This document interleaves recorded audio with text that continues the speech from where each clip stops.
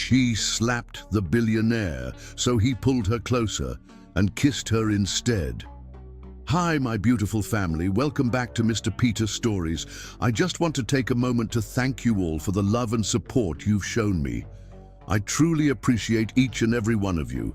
You're the heart of this community, and I'm so grateful for you all. Today, I need your prayers for Binta, who isn't feeling well. Please send her your love and strength. She needs it right now. Things have been a bit overwhelming lately. James is retiring, and I'm managing everything on my own. I lost the 20,000 subscriber challenge, and it feels like we're not rising as we promised, but instead, we're going down. But I'm not giving up. I believe in us, and I know with your support, we can turn things around. If you're with me, if you believe in what we're doing here, comment down below and say, I am Mr. Peter. Let's show the world that we rise together. Please like, comment, and share this video. Let's spread love, hope, and positivity. Much love always, Mr. Peter. The Waverly Foundation's annual charity art auction glittered with San Francisco's elite, their wealth displayed in designer gowns and rare vintage watches. Crystal chandeliers cast golden light across the gallery, where paintings worth millions hung like trophies to be claimed. Makeda Sterling moved through the crowd with purpose, her emerald gown flowing behind her like liquid jade, a stark contrast against her rich mahogany skin. Tonight wasn't about socializing for Makeda.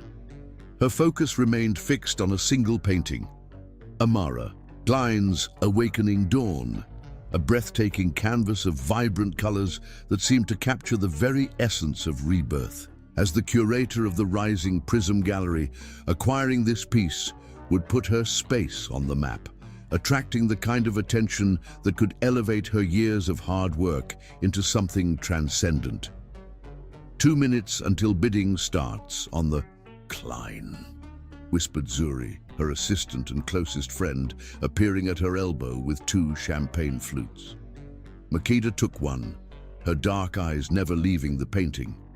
It has to be ours, Zuri. I've never been more certain of anything. Just stick to the budget we discussed, Zuri cautioned. Remember what happened with the Donovan sculpture. Makeda winced at the memory. She'd gotten carried away before, her passion overriding her business sense. Not tonight. Tonight she would be calculated, disciplined. Then she saw him.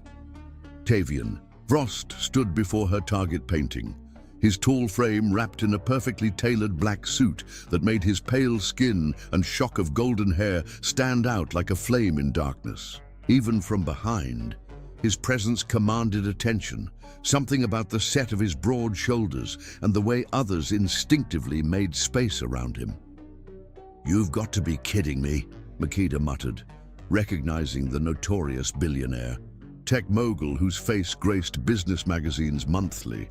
His reputation preceded him, collector of beautiful things, whether art, cars, or women, none kept for long before he moved to the next acquisition. Trouble, Zuri breathed, following her gaze. If he wants the Klein, he won't get it, Makeda said with more conviction than she felt, moving toward the painting as the auctioneer called for everyone to take their seats. The bidding began at $100,000, quickly escalating as numbered. Paddles rose throughout the room. Makeda entered at $175,000, just below her maximum budget. Her heart raced with each increase, her paddle rising with determination until $225,000, her absolute limit. That's when paddle number 27 rose. Tavian Frost, his glacial blue eyes focused on the auctioneer, his expression revealing nothing, as he casually raised the bid to $250,000. Makeda felt her chest tighten. She couldn't go higher. She couldn't. Her paddle shot up. $275,000. She called, ignoring Zuri's gasp beside her. Frost turned then, noticing her for the first time. Their eyes locked across the room, her defiance meeting his curiosity. A slight smile touched his lips before he raised his paddle again. $300,000. The room buzzed with excitement at the unexpected bidding war. Makeda knew she should stop, that her gallery couldn't absorb this financial risk, but something in his confident smirk ignited a fire in her blood.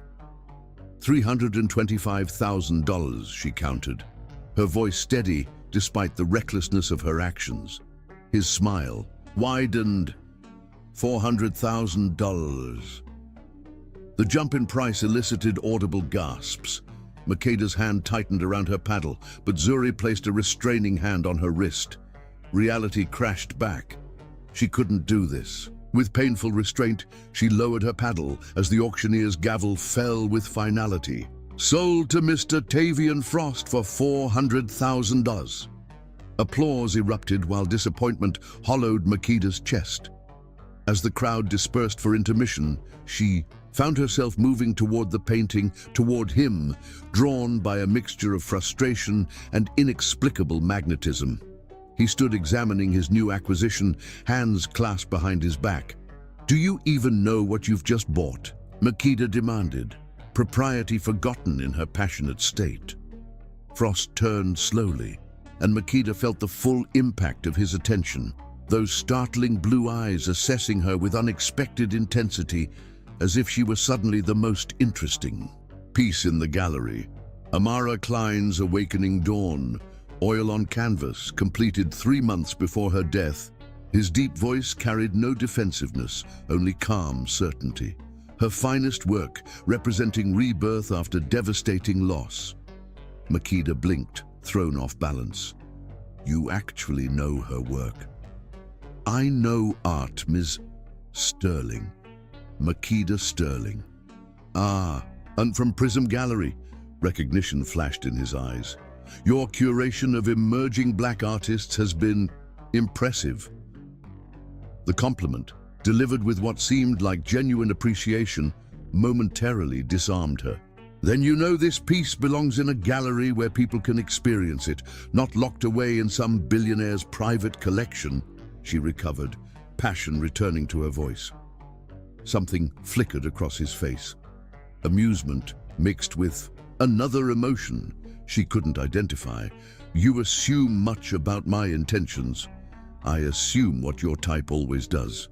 Acquire beautiful things as status symbols without appreciating their true value." Instead of offense, curiosity brightened his gaze. "My type? Wealthy collectors who see art as investment properties rather than cultural treasures," she clarified, stepping closer, the scent of his expensive cologne invading her senses. "That painting represents Klein's soul laid bare, her pain transformed into something transcendent. It deserves to be seen. And you believe I'm incapable of understanding that transformation, that pain?" The playfulness vanished from his expression, replaced by something darker, more intense. "I believe you bought it because I wanted it," Makeda said, the words escaping before she could censor them. His laugh was unexpected, rich and genuine. "You flatter yourself, Miss Sterling, though I admit watching you bid was enthralling." Heat rushed to her cheeks. "Enthralling? You toyed with me. You could have outbid me from the start." Where would be the pleasure in that? The words carried a current of meaning that seemed to charge the air between them. Fury and something more dangerous flooded her veins. "This isn't a game, Mr. Frost. Isn't it?" He stepped closer, the space between them shrinking to nothing. "The passion in your eyes when you looked at that painting, I wonder what else ignites such fire in you." The audacity, the arrogance of his statement sent her hand flying before conscious thought could intervene. The crack of her palm against his cheek echoed in the suddenly silent gallery. Makeda froze, shocked by her own action, by the red mark blooming on his aristocratic cheekbone. She expected security, expected outrage. Instead, Tavian Frost's eyes darkened like the sky before. A storm.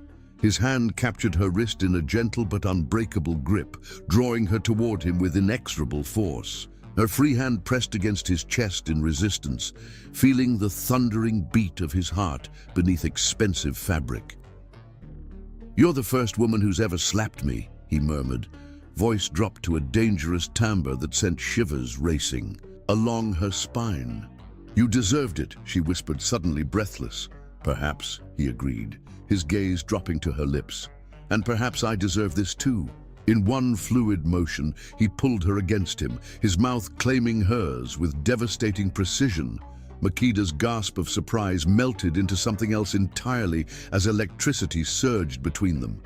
His kiss was confident, commanding, yet somehow questioning, offering her the chance to pull away. She should pull away. She should slap him again. Instead, her fingers curled into the fabric of his jacket, her body arching into his as the kiss deepened, becoming something wild and consuming. The world disappeared. The gallery, the onlookers, everything but the taste and feel of him. When they finally broke apart, both breathing hard, reality rushed back with humiliating force.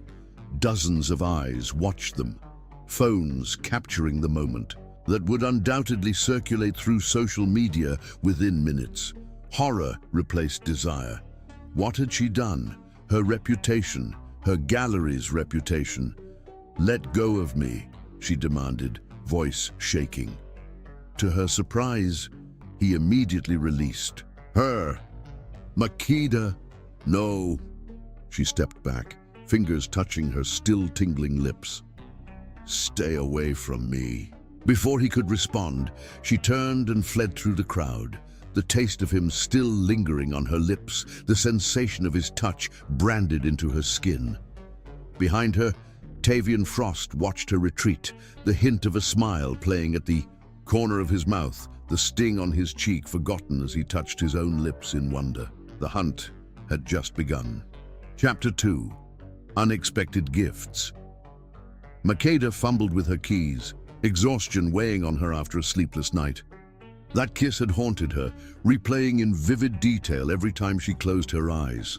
The way his arms had felt around her, the intoxicating scent of him, the shocking heat that had flared between them. It was infuriating how her body betrayed her whenever she thought of it. "Stupid, reckless billionaire," she muttered, finally pushing open the gallery door and flipping on the lights. She'd spent hours crafting careful emails to her investors, explaining why she'd failed to acquire the Klein painting, dancing around the humiliating scene that followed. The soft ping of her phone indicated another notification, likely another. Tagged photo from the gala. She'd turned off social media alerts after the third gossip site had posted the picture of her and Frost locked in that scorching kiss. The headlines had been merciless. Frost's latest acquisition and Billionaire's new art expert. Dropping her bag on the reception desk, Makeda froze. Something was different. Her gaze swept across the gallery space, locking on the far wall, where a new painting hung, its vibrant colors unmistakable even from across the room. "Impossible," she whispered, moving forward as if in a trance. There it was. Awakening Dawn. The painting she'd lost at auction, now displayed perfectly on her gallery wall, bathed in morning light streaming through the skylight. A cream-colored envelope was pinned beside it. With trembling fingers, Makeda opened it, revealing an elegant card with handwritten text, a 3-month loan to Prism Gallery. "Perhaps we both got what we wanted after all." Tiff.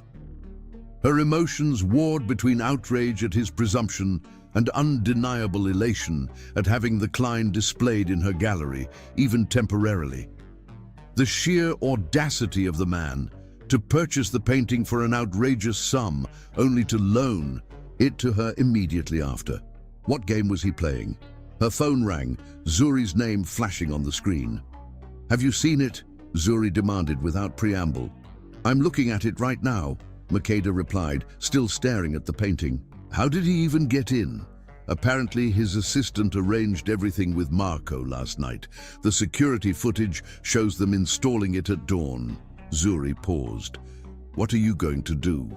"Return it," Makeda said firmly, even as her heart protested. I won't be in his debt. Are you insane? Do you know what this painting will do for the gallery's profile? 3 months of awakening dawn could transform Prism's entire future. Makeda pressed her fingers to her temples. It's not about the painting. It's about him thinking he can kiss you senseless and then give you exactly what you wanted, Zuri interrupted. What a monster. You don't understand. Men like Tavian Frost don't do favors without expecting something in return. Then find out what he wants, Zuri suggested. His penthouse address is in the visitor log Marco signed. Return the key they left. 3 hours later, Makeda stood before the private elevator to Tavian Frost's penthouse, the small brass key clutched in her hand. She'd changed into a simple red dress that hugged her curves. Not for him, she told herself, but because she refused to look anything but confident when rejecting his gift. The elevator opened directly into his penthouse, revealing a vast space bathed in the golden light of sunset. Floor-to-ceiling windows offered a breathtaking panorama of San Francisco Bay, the water shimmering like scattered diamonds. The decor surprised her. Warm woods and rich fabrics in deep blues and burgundies, rather than the cold minimalism she'd expected.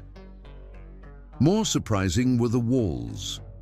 Every available space displayed art, not the predictable blue-chip investment pieces, but bold, evocative works from diverse artists spanning different eras and styles. Her expert eye recognized several pieces from rising stars she herself had championed.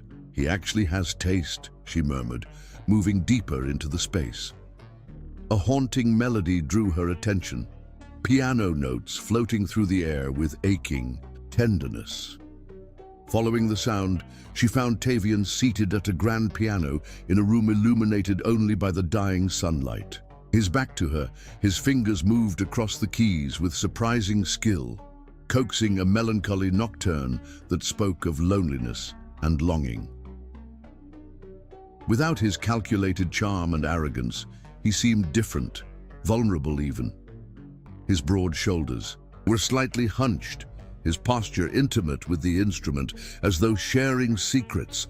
The music flowed from him with raw emotion that caught her unprepared. She must have made some small sound, for the music suddenly stopped. Tavian turned, surprise momentarily breaking through his usually controlled expression. "Miss Sterling," he said, rising from the bench. He wore simple black pants and a white shirt with rolled sleeves, a far cry from his tailored suits. "I wasn't expecting visitors, clearly," she replied, lifting her chin. "Your security let me up when I showed them the key your people left at my gallery." Understanding dawned in his eyes. "Ah, you've come about the painting. I've come to return it, all of it. The painting, the key, the grand gesture." She placed the key on a side table with deliberate precision. "I don't accept loans from strangers, especially ones with questionable motivations." Instead of the slick response she expected, Tavian ran a hand through his golden hair, disheveling it in a way that made him look disarmingly boyish. "Would you at least like a drink before rejecting my peace offering? I have an excellent Cabernet." The request was so normal, so lacking in pretense, that it momentarily disarmed her. Fine, one drink." He moved to a well-stocked bar cart, pouring 2 glasses with practiced ease. "For what it's worth, my motivation wasn't particularly complex. The painting belongs in a gallery, not hidden away. You convinced me of that." "With my eloquent slap?" she asked dryly, accepting the glass he offered. His laugh was unexpectedly genuine, crinkling the corners of his eyes. "That was certainly persuasive, but no, it was your passion for the art itself. It's refreshing." "Refreshing," she repeated, taking a sip of wine that flooded her palate with rich flavor. "Is that why you kissed me? For refreshment?" His blue eyes darkened as they fixed on her. I kissed you because watching you stand your ground, fearless and magnificent in your conviction, was the most attractive thing I've witnessed in years." The blunt honesty in his voice sent heat spiraling through her. "That doesn't make it acceptable." "No," he agreed, surprising her again. "It doesn't. I shouldn't have done it without your permission. For that, I apologize." Makeda studied him over the rim of her glass, trying to reconcile this thoughtful man with the arrogant billionaire from the auction. "You're not what I expected, Frost." "Call me Tavian, please." He gestured toward the windows, where dark clouds had begun gathering on the horizon. "It looks like we're in for a storm tonight." As if on cue, a sharp crack of thunder punctuated his words, followed by the sudden drumming of heavy rain against the windows. The abrupt downpour was so intense that the city lights began to blur and distort, creating an impressionistic painting of liquid light. "Spectacular timing," she murmured, moving closer to the window to watch the storm. He joined her, keeping a respectful distance that somehow disappointed her. "San Francisco storms are theatrical, all drama and passion with little subtlety. Rather like certain billionaires," she quipped, earning another of those genuine laughs that transformed his face. "Touché." He raised his glass in acknowledgement. "Though I'd argue I'm capable of subtlety when the situation warrants." The lights flickered once, twice, then plunged the penthouse into darkness. Emergency lights activated moments later, casting the space in a soft blue glow that made everything seem dreamlike. "The backup generator will kick in soon," Tavian said, his voice closer than before. "Are you afraid of storms?"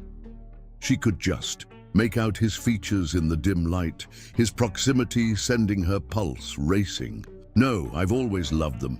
The raw power, the reminder that for all our technology and wealth, nature still holds the upper hand." "A humbling perspective," he murmured. In the blue-tinged darkness, his careful facade seemed to slip further. "The painting is yours for as long as you want it, Makeda. No expectations, no strings. Consider it my apology for the kiss." She studied him in the ethereal light, finding sincerity in his expression. "And if I don't want your apology, if the kiss isn't what I found offensive?" Something kindled in his eyes. Hope, hunger. She couldn't be sure. "What did you find offensive then?" "The assumption that you could buy anything or anyone." She set her glass down on a nearby table, hyper-aware of his presence. "That wealth equals entitlement." "A fair criticism," he acknowledged, his voice dropping lower. "One I've earned through years of getting whatever I want." "And what do you want now, Tavian?" The question hung between them, loaded with possibility. He took a careful step closer, close enough that she could feel the heat radiating from his body without quite touching her. "A second chance to make a first impression. Breakfast tomorrow, just conversation." The modest request surprised her again. With the storm raging outside and the electricity unlikely to return soon, he could have suggested she stay. Instead, he was offering something unexpectedly innocent, morning light and conversation. "Breakfast," she repeated, finding herself nodding. "I suppose I could manage that." His smile was slow and genuine, lacking the practiced charm she'd seen at the auction. "Excellent. And the painting?" Makeda sighed, knowing she was likely making a mistake, but unable to resist the pull of both the art and, increasingly, the complex man before her. 3 months, a loan only, with proper credit to the collector.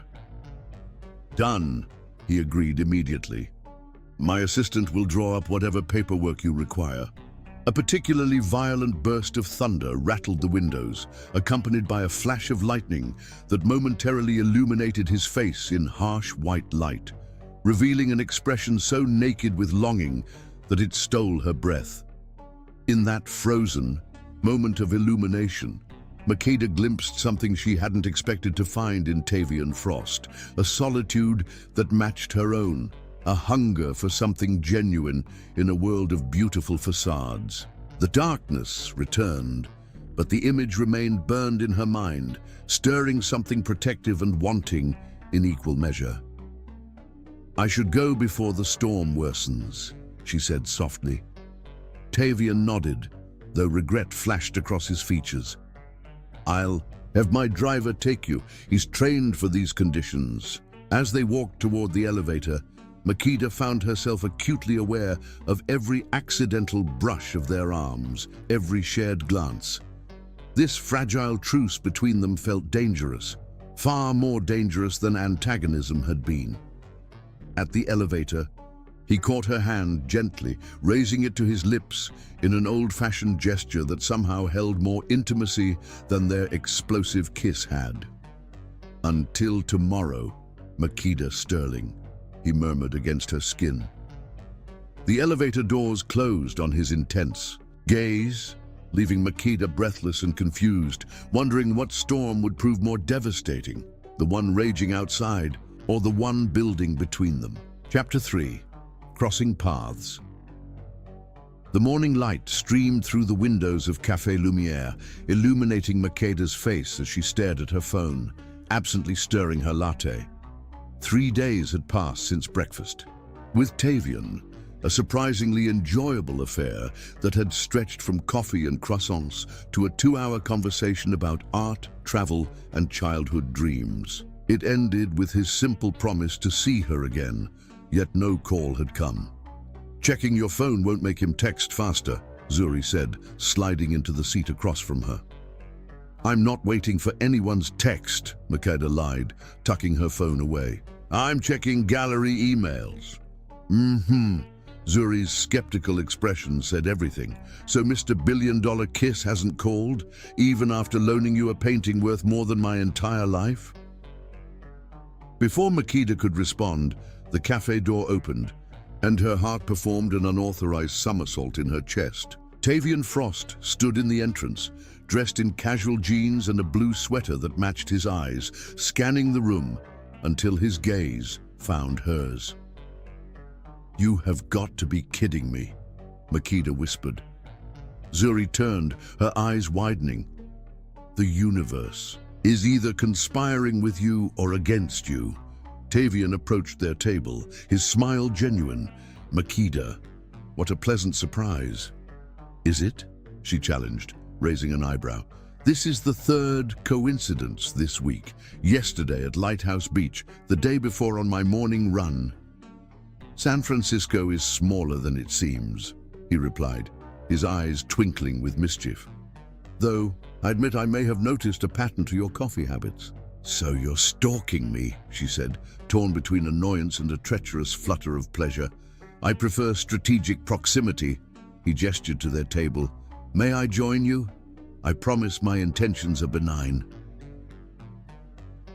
Zuri stood before Makeda could answer.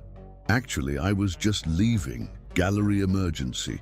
She shot Makeda a wink that wasn't remotely subtle. "You two enjoy your coincidence." Alone with Tavian, Makeda found herself hyper-aware of every movement as he took Zuri's abandoned seat. "You could have called, you know, like a normal person." "I considered that," he admitted, ordering an espresso when the waitress approached.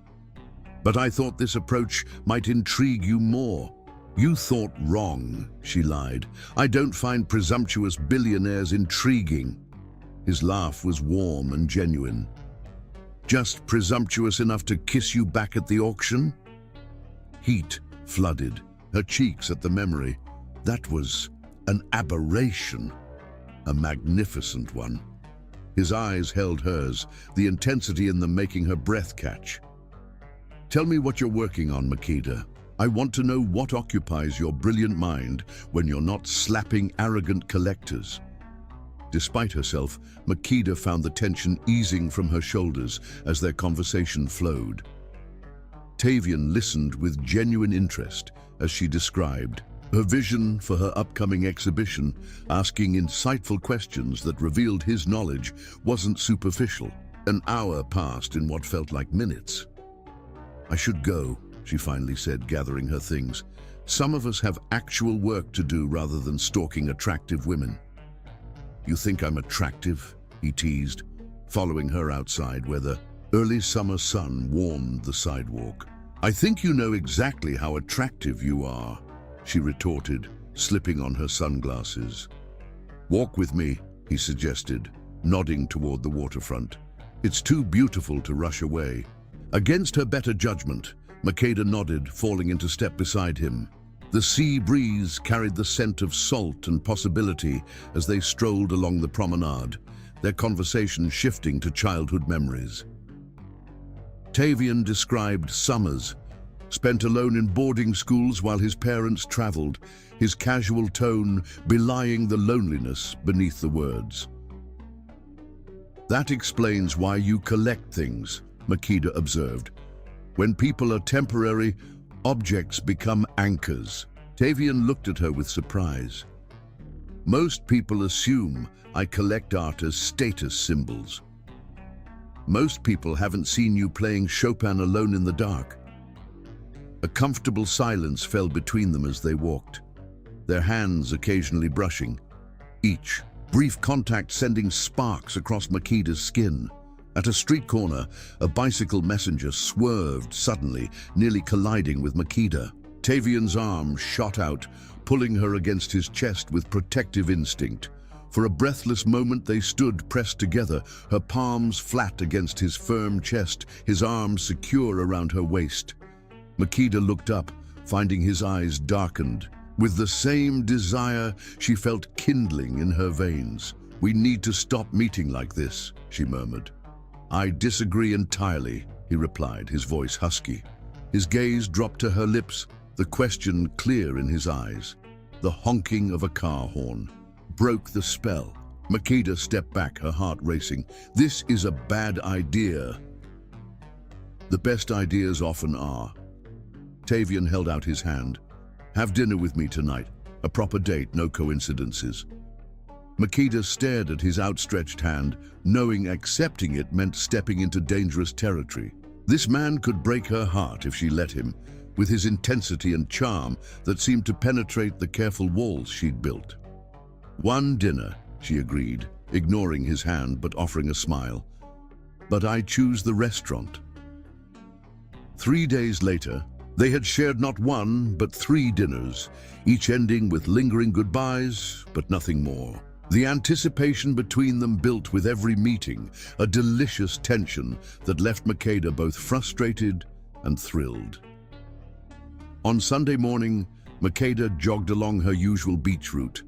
Nala, her adopted German shepherd, racing joyfully ahead. The morning fog was beginning to lift, golden sunlight cutting through the mist.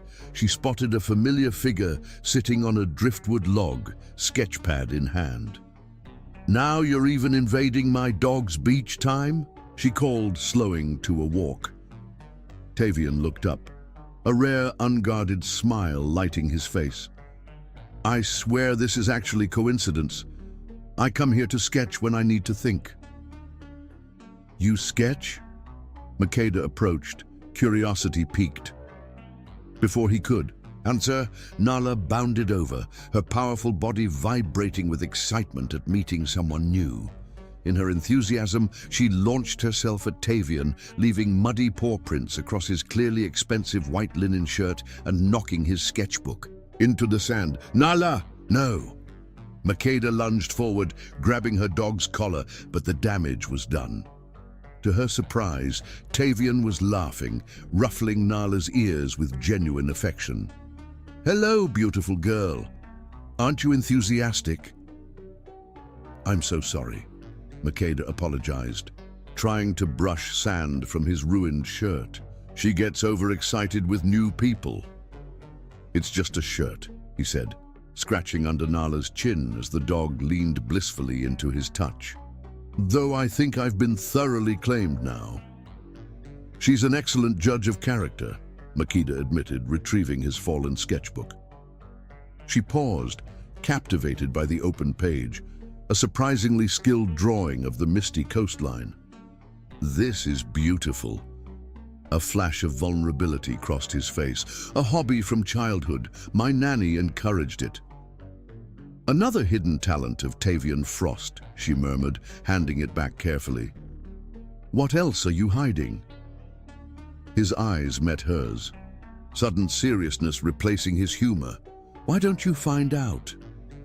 The invitation in his words was unmistakable, sending a shiver of anticipation through her despite the morning warmth. Before she could respond, Nala barked excitedly, chasing after a seagull and breaking the moment. As they walked together along the shore, Nala racing ahead then circling back, Makeda felt something shifting between them. The careful distance. She'd maintained giving way to genuine connection. Tavian's hand found hers as they climbed over rocky tide pools, his grip warm and secure. When he didn't let go, she didn't pull away. 2 nights later, thundering rain pounded against Makeda's windshield as her car sputtered to a stop on the coastal highway. No, no, no, she muttered, turning the key repeatedly with no response. Her phone showed no service in the remote stretch between the gallery and home. For 20 minutes, she sat shivering, watching headlights pass without stopping. When a sleek, black car finally pulled over, her relief turned to disbelief as Tavian emerged, rain soaking his hair and shoulders as he approached her window. "Are you following me again?" she demanded as she rolled down her window. "You missed our dinner," he explained, rain streaming down his face. "I was worried when you didn't answer my calls." The genuine concern in his voice melted her frustration. "My car died. What are you doing out here? Looking for you." The simplicity of his answer caught her off guard. "Come on, let me take you home." The warmth of his car enveloped her as they drove along the stormy coastline. The intimacy of the enclosed space heightened by the drumming rain and occasional lightning illuminating Tavian's profile. "Why do you keep seeking me out?" she asked, finally, watching his hands on the steering wheel. "There are countless women in this city who would throw themselves at Tavian Frost without the chase." He was quiet for a moment, the only sound the rhythmic sweep of windshield wipers. "Because you see me," he said finally. "Not the wealth or the name. That day in my penthouse, you saw me playing Chopin and didn't immediately calculate how to use that vulnerability to your advantage. Is that what women usually do?" "It's what everyone does." There was no self-pity in his voice, only matter-of-fact acceptance. "Everyone wants something from me. What do you want, Makeda?" The question hung between them, loaded with possibilities. As the car climbed the winding coastal road, Makeda found herself studying his profile, illuminated by brief flashes of lightning, the strong jaw, the slight furrow of concentration between his brows, the softness of lips that had haunted her dreams since that first kiss. "I want to know if kissing you was a fluke," she said finally, the honesty of her answer surprising them both. "I want to know if what I feel when you're near me is real or just some chemical reaction to danger." Tavian's hands tightened on the wheel. He pulled the car over at a scenic overlook, killing the engine. In the sudden silence, the sound of rain became a cocoon around them, intimate and isolating. He turned to her, his blue eyes intense in the dim light. "And how do you propose we test this theory?" Her heart hammered as she unbuckled her seatbelt and leaned across the console. "Empirical research," she whispered against his lips before closing the final distance between them. This kiss was different from their first, not a clash of wills, but a mutual surrender. His hands cradled her face with unexpected tenderness as he kissed her deeply, thoroughly, with the focus he seemed to bring to everything that mattered to him. Makeda felt herself melting, one hand clutching his shirt, while the other slid into his hair. When they finally broke apart, both breathing heavily, Tavian rested his forehead against hers. "Hypothesis confirmed?" he asked, his voice rough with desire. "Inconclusive," she managed, her body thrumming with want. "We might need more data." His laugh was low and promising as he traced her cheekbone with his thumb.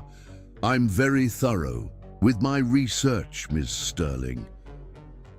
As the storm raged around them, Makeda knew she was crossing a threshold she could never return from, and found, to her surprise, she had no desire to turn back. Chapter 4. Walls Crumbling. "You set this up," Makeda accused, standing in the doorway of the beach house, weekend bags still clutched in her hand. The sunset cast golden light across Tavian's amused face as he lounged against the kitchen counter. "I'm as surprised as you are," he replied, raising his hands in mock surrender, though not at all disappointed. Zuri appeared behind Makeda, grinning shamelessly. "Surprise! It's a friends' weekend getaway, with friends and potential more than friends." "I'm going to kill you," Makeda whispered to her traitorous best friend. "You'll thank me later," Zuri whispered back, pushing her fully inside the luxurious Malibu beach house. "Now play nice with the other children." Over the next few hours, Makeda discovered the friends' getaway included just 6 people: herself, Tavian, Zuri, and her boyfriend Marcus, and another couple who conveniently disappeared after dinner.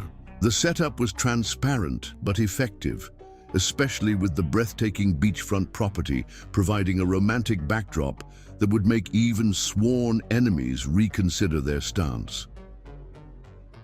After dinner, as everyone gathered around a fire pit on the beach, Makeda found herself seated beside Tavian on a shared blanket, hyper-aware of his proximity. The flames illuminated his face in shifting gold and shadow, making him look almost otherworldly. "Admit it," he said quietly, his shoulder brushing hers as he leaned closer. "You're not entirely upset about this arrangement."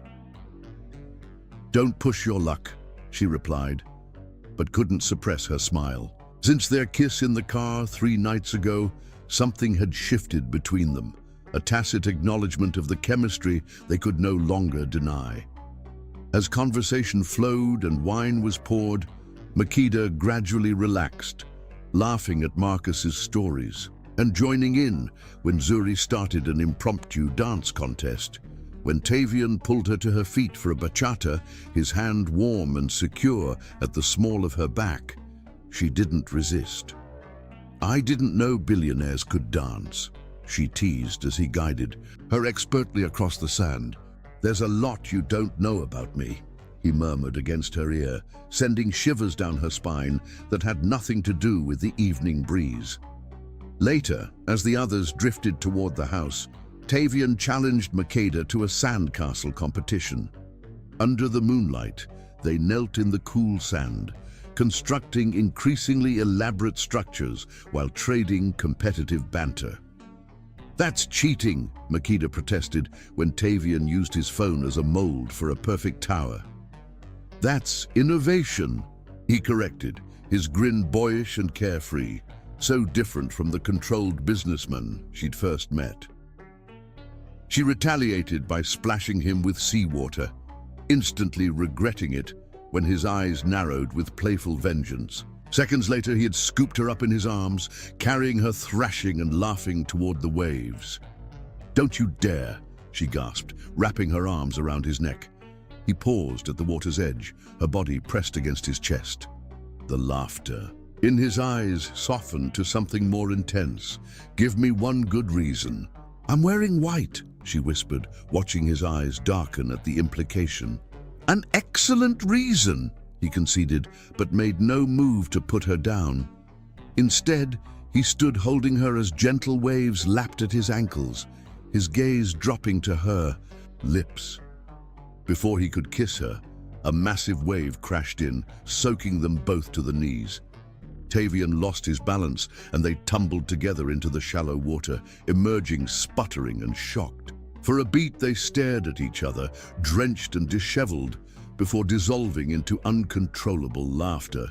Walking back to the house, wet clothes clinging uncomfortably, Makeda felt lighter than she had in years. I can't remember the last time I played like that, she admitted. Tavian tucked a wet strand of hair behind her ear. You should play more often. Your laugh is extraordinary. Under the outdoor shower, they took turns rinsing away sand, a new awareness blooming between them as they helped each other wash away salt and grit. Tavian's hands were gentle as he worked sand from her braids, his touch respectful yet charged with unspoken desire. Later that night, everyone gathered in the main room for stargazing through the massive skylights. As Marcus explained constellations, Makeda found herself nestled against Tavian's side on the oversized sectional, his arm wrapped around her shoulders, drawing her closer as if it were the most natural thing in the world. That's Cassiopeia, Tavian murmured against her hair, pointing upward, the queen who boasted of her beauty and angered the gods. You know your mythology, she said, surprised. Another boarding school benefit. I read everything I could find when I was alone on holidays. The casual revelation of his childhood, loneliness tugged at something protective in Makeda's chest. She found herself sharing her own memories of feeling different, of being the only black girl in advanced art classes, of how creating became her refuge. As the night deepened, the others drifted off to their rooms. Makeda and Tavian remained, their conversation flowing from art to dreams to fears under the canopy of stars. She found herself telling him about her ex-fiancé's betrayal, how he'd used her ideas, then discarded her, something she rarely shared. He didn't deserve you, Tavian said simply, his fingers tracing patterns on her arm. How can you be so sure? You barely know me. His eyes, reflecting starlight, held hers with unexpected vulnerability. I know enough. I know you're brilliant and passionate and unflinchingly honest. I know you love art because it speaks truths words can't express. I know you're fiercely protective of what matters to you. His understanding left her breathless. Before she could respond, his phone lit up with a text. Something flickered across his face. Concern, perhaps regret. Work emergency, she asked. No, he said after a pause. Family matter, nothing urgent. But the moment had shifted. Makeda felt suddenly exhausted, the emotional openness of the evening catching up with her. She stifled a yawn against his shoulder. You should sleep, Tavian said softly, pressing a kiss to her forehead that felt more intimate than any passionate embrace. They walked in comfortable silence to her bedroom door. Makeda hesitated, torn between inviting him in and protecting her heart that was already falling too fast. Tavian. Not tonight, he interrupted gently, brushing his knuckles against her cheek. When it happens between us, and it will happen, Makeda, I want you fully present, not half asleep and wine-touched. The restraint in his words, the care for her comfort over his desire, crumbled another wall around her heart. She rose on tiptoes, pressing a soft kiss to his lips that held promise rather than demand. Good night, Tavian Frost, she whispered. Good night, Makeda Sterling. His smile held wonder, as if he couldn't quite believe she was real. Long after he'd gone to his room, Makeda lay awake, tracing her lips where his touch lingered. Outside, waves crashed against the shore in a rhythm that matched her heartbeat. She was falling for him, this complex man with his unexpected gentleness and hidden depths. The realization should have terrified her. Instead, she felt only a strange peace, as if some part of her had always been waiting for this moment, for him. Morning found them all on the beach for sunrise. While the others prepared breakfast on the deck, Tavian convinced Makeda to walk along the shore. In the soft dawn light, he looked younger. The sharp angles of his face softened as he bent to examine a perfect sand dollar. For your collection, he said, placing it in her palm and folding her fingers around it. The simple gift touched her more than any expensive present could have. When he took her hand as they walked back, their fingers interlacing naturally, Makeda didn't pull away. Something fundamental had changed between them. The walls they'd both built beginning to crumble against the gentle persistence of genuine connection.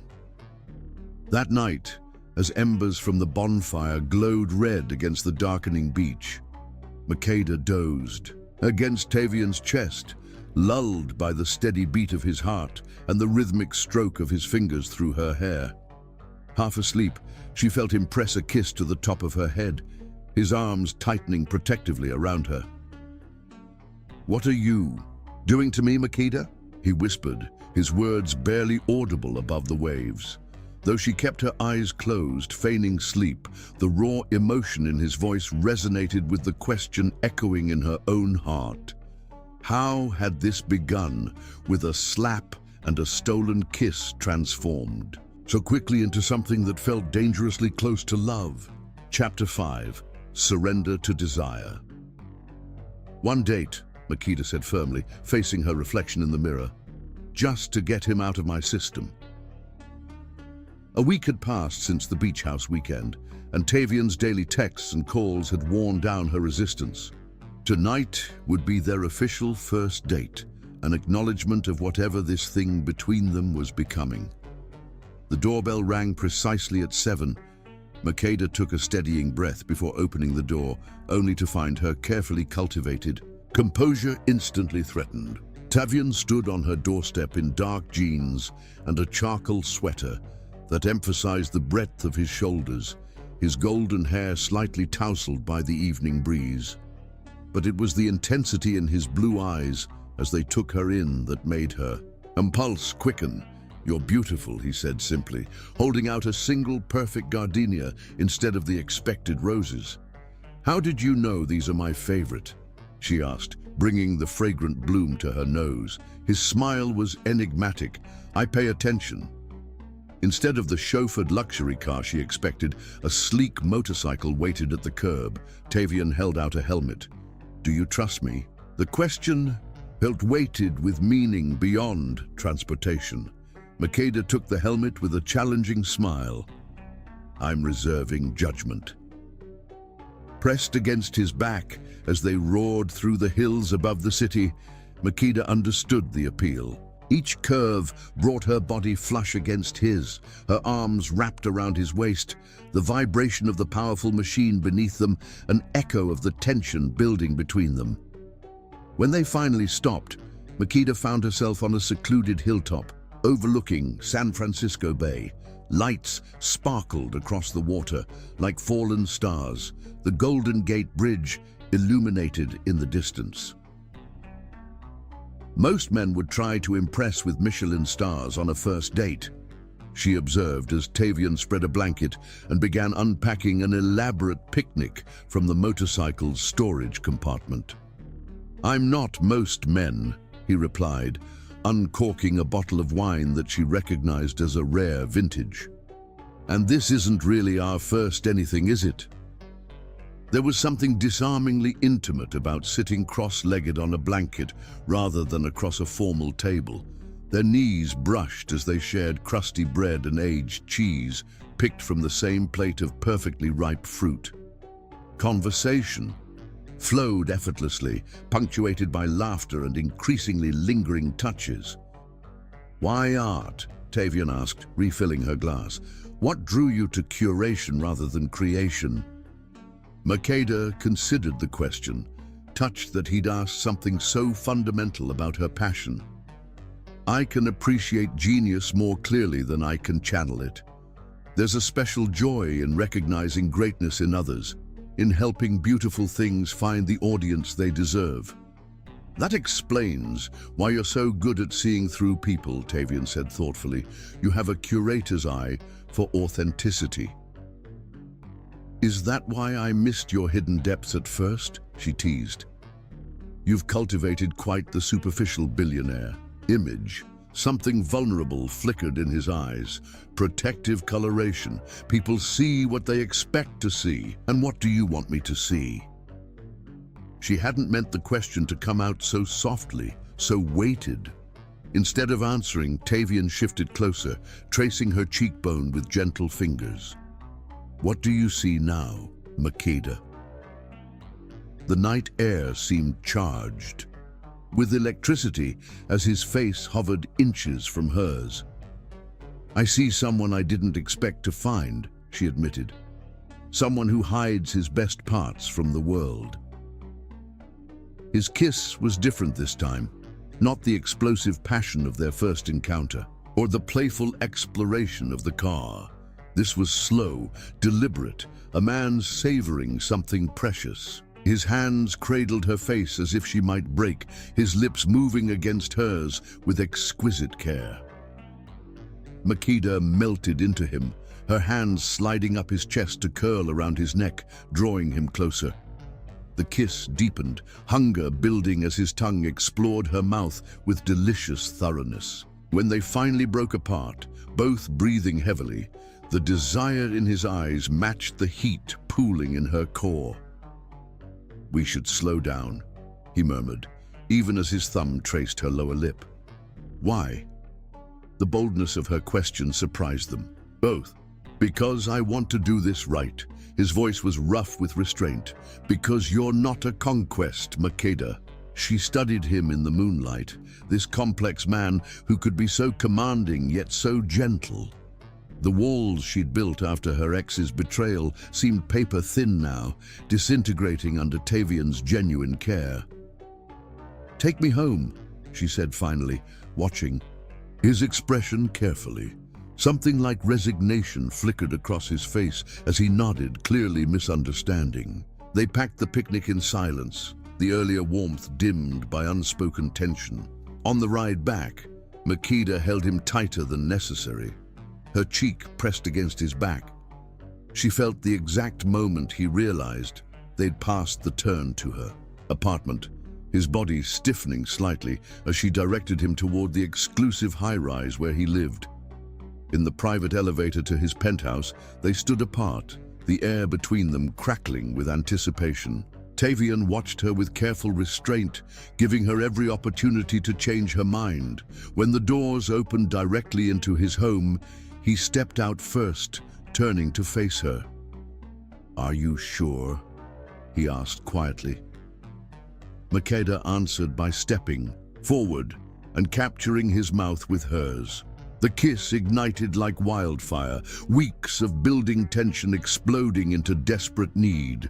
Tavian's control shattered as he backed her against the wall, his body pressing against hers in a way that left no doubt of his desire. Her fingers tangled in his hair as his mouth blazed a trail down her neck, drawing a soft moan from her lips. They stumbled through the penthouse, shedding clothing along the way, hands exploring newly revealed skin with reverent hunger. In his bedroom, Tavian laid her on the massive bed with unexpected tenderness, his eyes sweeping over her body with such raw appreciation that Makeda felt beautiful in a way no compliment had ever achieved. "You're perfect," he whispered, joining her on the bed. What followed was a revelation. Tavian loved her with the same focused intensity he brought to everything important, learning her body with patient exploration, discovering what made her gasp and arch beneath him.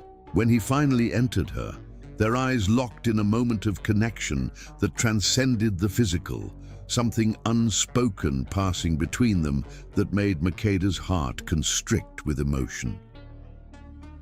They moved together in perfect rhythm, building toward a shared peak that crashed over them with shattering force. In the aftermath, breathing heavily as their heartbeats gradually slowed, Tavian gathered her against his chest, pressing soft kisses to her forehead, her cheeks, the corner of her mouth. "Stay," he murmured against her skin, the single word, carrying more weight than elaborate declarations. Wrapped in his arms, feeling impossibly safe in a way she hadn't experienced before, Makeda nodded against his chest. Sleep claimed her slowly as Tavian stroked her back in gentle circles, his heartbeat a steady rhythm beneath her ear. She woke alone, sunlight streaming through vast windows. For a disorienting moment, panic fluttered in her chest. Had she made a terrible mistake? Then she heard soft piano notes floating through the penthouse. Wrapping herself in Tavian's discarded shirt, she followed the music. Tavian sat at the grand piano, wearing only loose pajama pants, his back to her as his fingers moved across the keys. The melody was something original and hauntingly beautiful, tinged with both melancholy and hope. In the morning light, she could see faint scars across his back, remnants of some old pain he hadn't shared.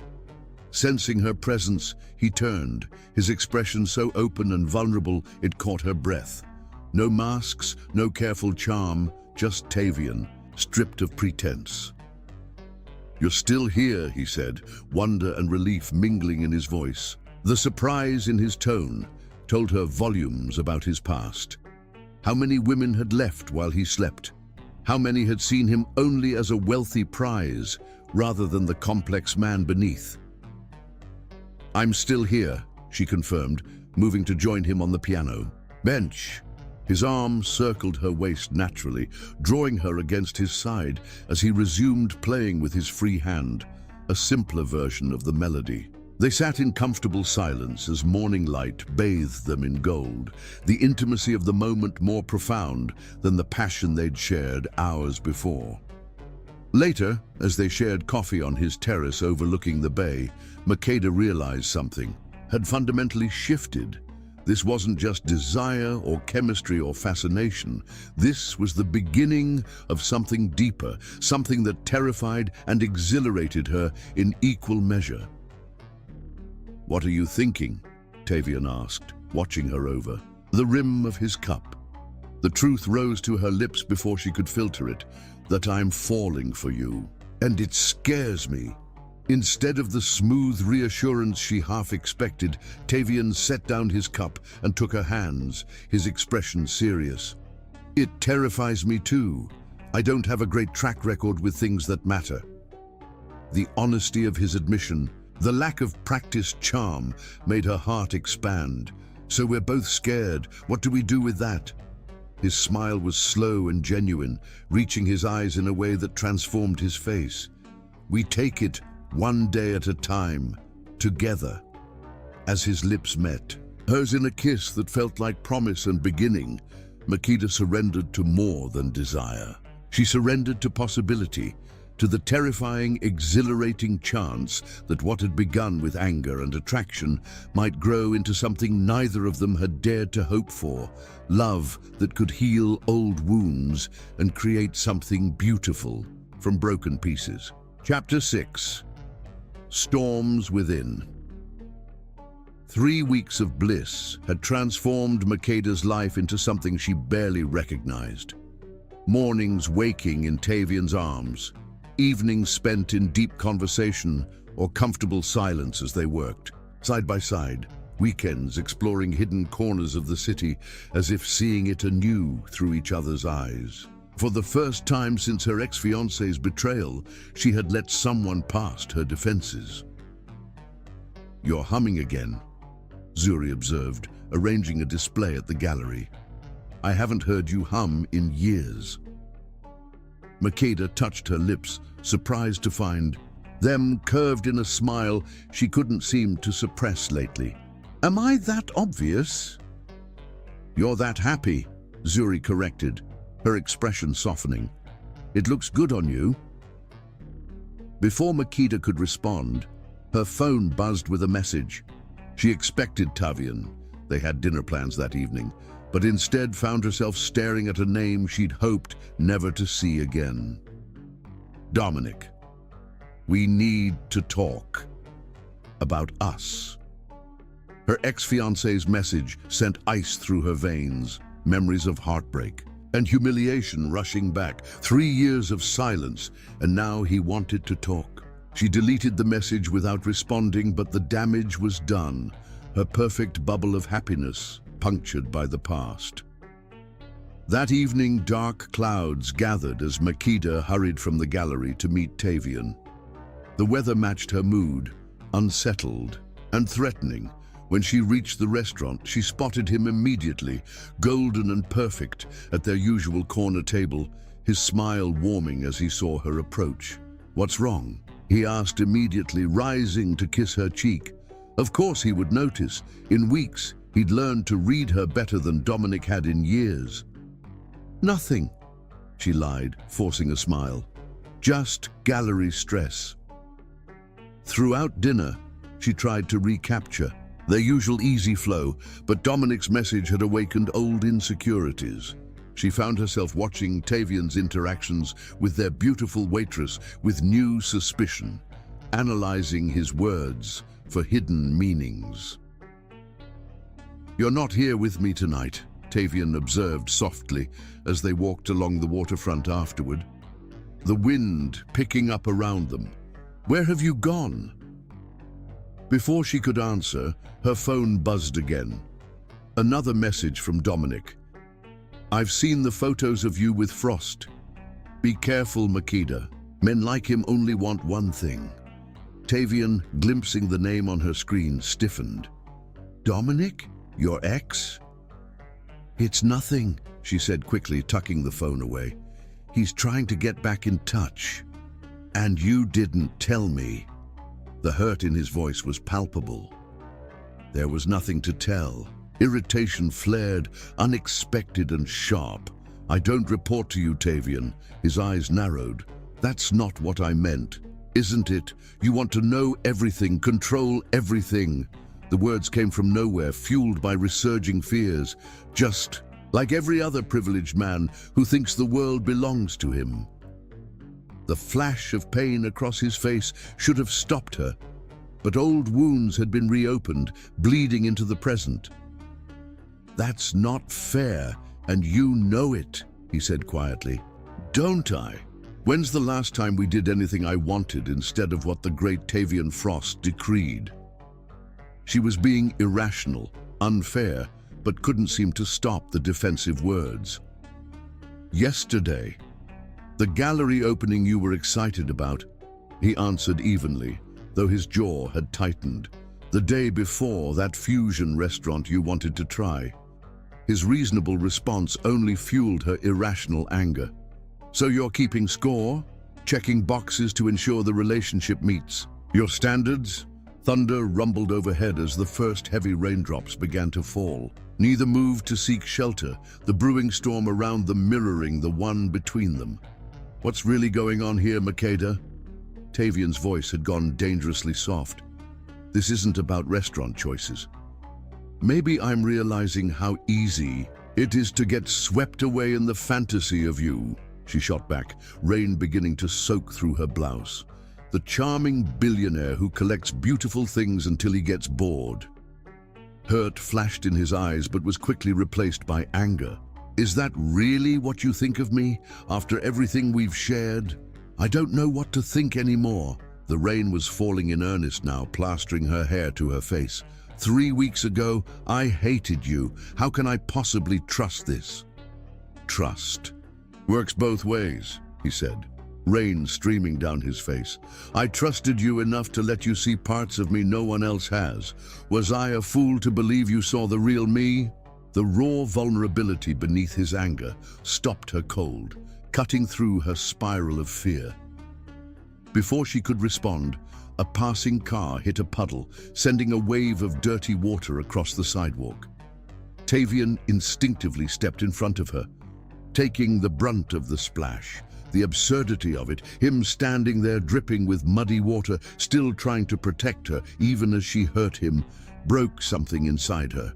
A sob escaped before she could stop it. Makeda.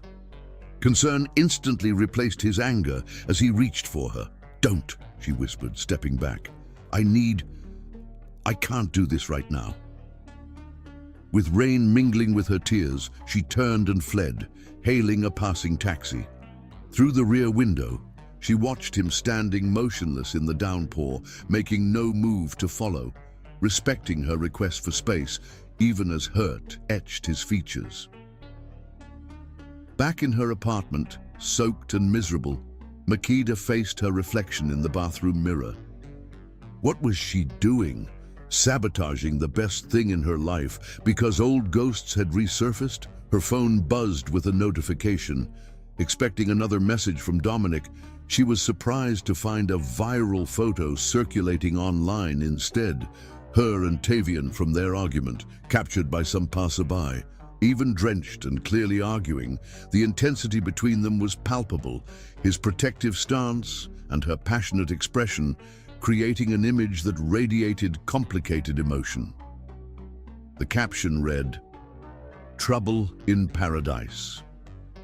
Art curator Makeda Sterling and billionaire Tavian Frost's stormy showdown. Mortification flooded her. Their private moment had become public spectacle. And worse, this was exactly how Dominic would have found out about them. Seeing the photo, she suddenly understood his cryptic warning in a new light. He wasn't concerned, he was jealous. Her phone rang. Tavian. She let it go to voicemail, not ready to face him yet. Instead, she listened to the rain beating against her windows, trying to untangle the knot of emotions in her chest. The doorbell rang 20 minutes later. She opened it to find Tavian standing there, still damp from the rain. His expression a complex mixture of determination and vulnerability.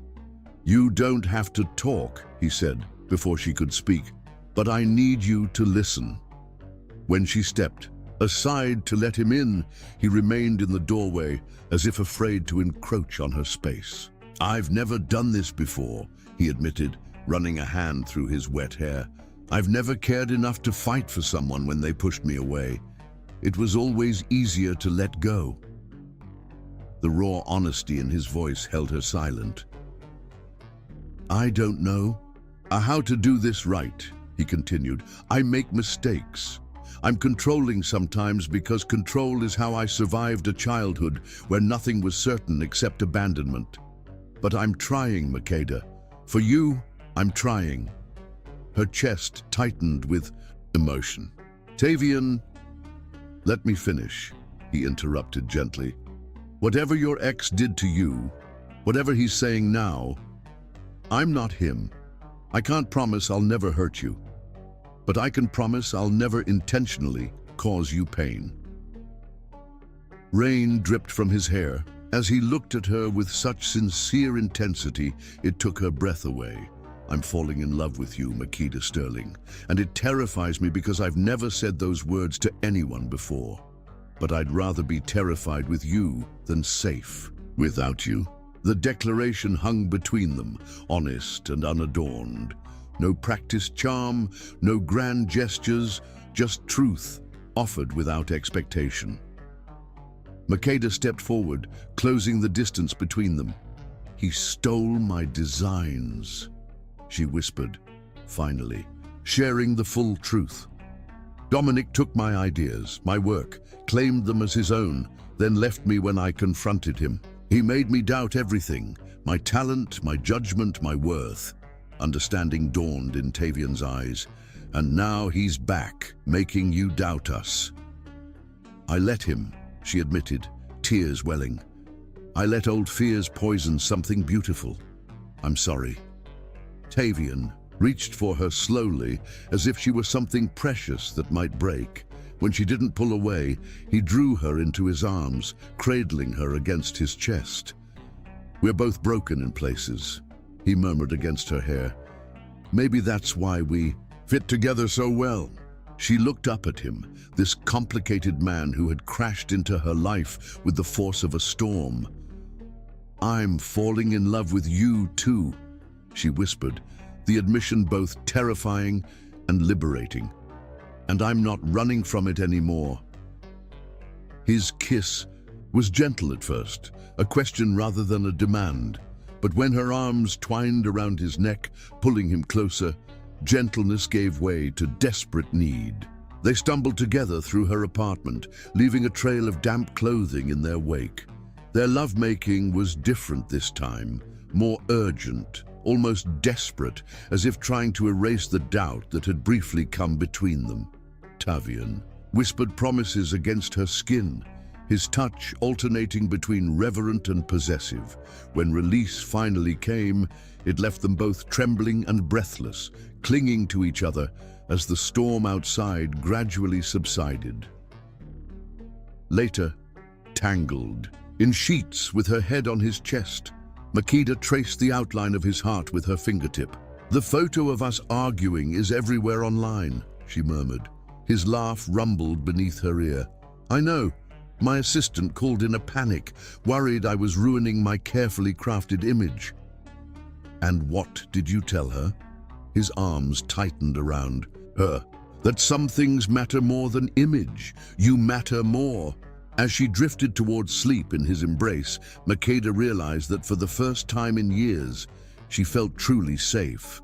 Not because Tavian had promised never to hurt her, but because he had the courage to be vulnerable with her. Their broken pieces, aligned in ways that made them both stronger, their storms weathered together rather than alone. Outside, the rain had stopped. Stars peeked through clearing clouds, promising calmer skies ahead. Chapter 7. Healing Touch. "Will you please calm down? They're just my parents," Makeda laughed, straightening Tavian's already perfect tie as they stood outside her grandmother's modest Victorian home. "Just your parents and the grandmother you describe as your personal hero," Tavian corrected, uncharacteristically nervous. "The most important people in your life, meeting the man who was photographed arguing with you in the rain 2 weeks ago. They've seen plenty of better photos since then," she reminded him, referring to their increasingly public appearances together. After the viral rain photo, they'd decided to stop hiding their relationship, resulting in significant media attention that neither had anticipated. "That's not helping," Tavian muttered, running a hand through his hair, disheveling the careful styling. Makeda reached up to smooth it back into place, touched by his anxiety. In the 6 weeks they'd been together, she'd seen him confidently handle business magnates and celebrities without breaking a sweat. Yet here he stood, practically fidgeting at the prospect of meeting her family. "They'll love you," she assured him, rising on tiptoes to press a quick kiss to his lips. "Just be yourself." He caught her hand as she reached for the doorbell. "The real myself, not the billionaire mask." "Exactly." Her heart swelled at the distinction. "The man who brings me coffee in bed and argues passionately about art theory. The man I'm falling in love with." The door swung open before she could ring the bell, revealing Makeda's mother, Adana, elegant in a jewel-toned wrap dress, her braids threaded with silver. "You two planning to stand on the porch all evening?" she asked with a knowing smile. Dinner was a revelation for Makeda, watching Tavian seamlessly integrate into her family's warm chaos. He listened intently to her father's stories about teaching history, asked thoughtful questions about her mother's scientific research, and most surprisingly, formed an immediate bond with her grandmother, Flora. "Your young man knows his way around a kitchen," Flora remarked, when Tavian insisted on helping clear the dishes, the two of them working in comfortable tandem. "He's full of surprises," Makeda agreed, watching as her grandmother handed Tavian a knife and he began expertly slicing the sweet potato pie they'd brought for dessert. "He looks at you the way your grandfather looked at me," Flora said softly. "Like you're the answer to a question he's been asking his whole life." Later, as they gathered in the living room, the conversation turned to Tavian's background. When her father innocently asked about his parents, Makeda tensed, knowing this was difficult territory.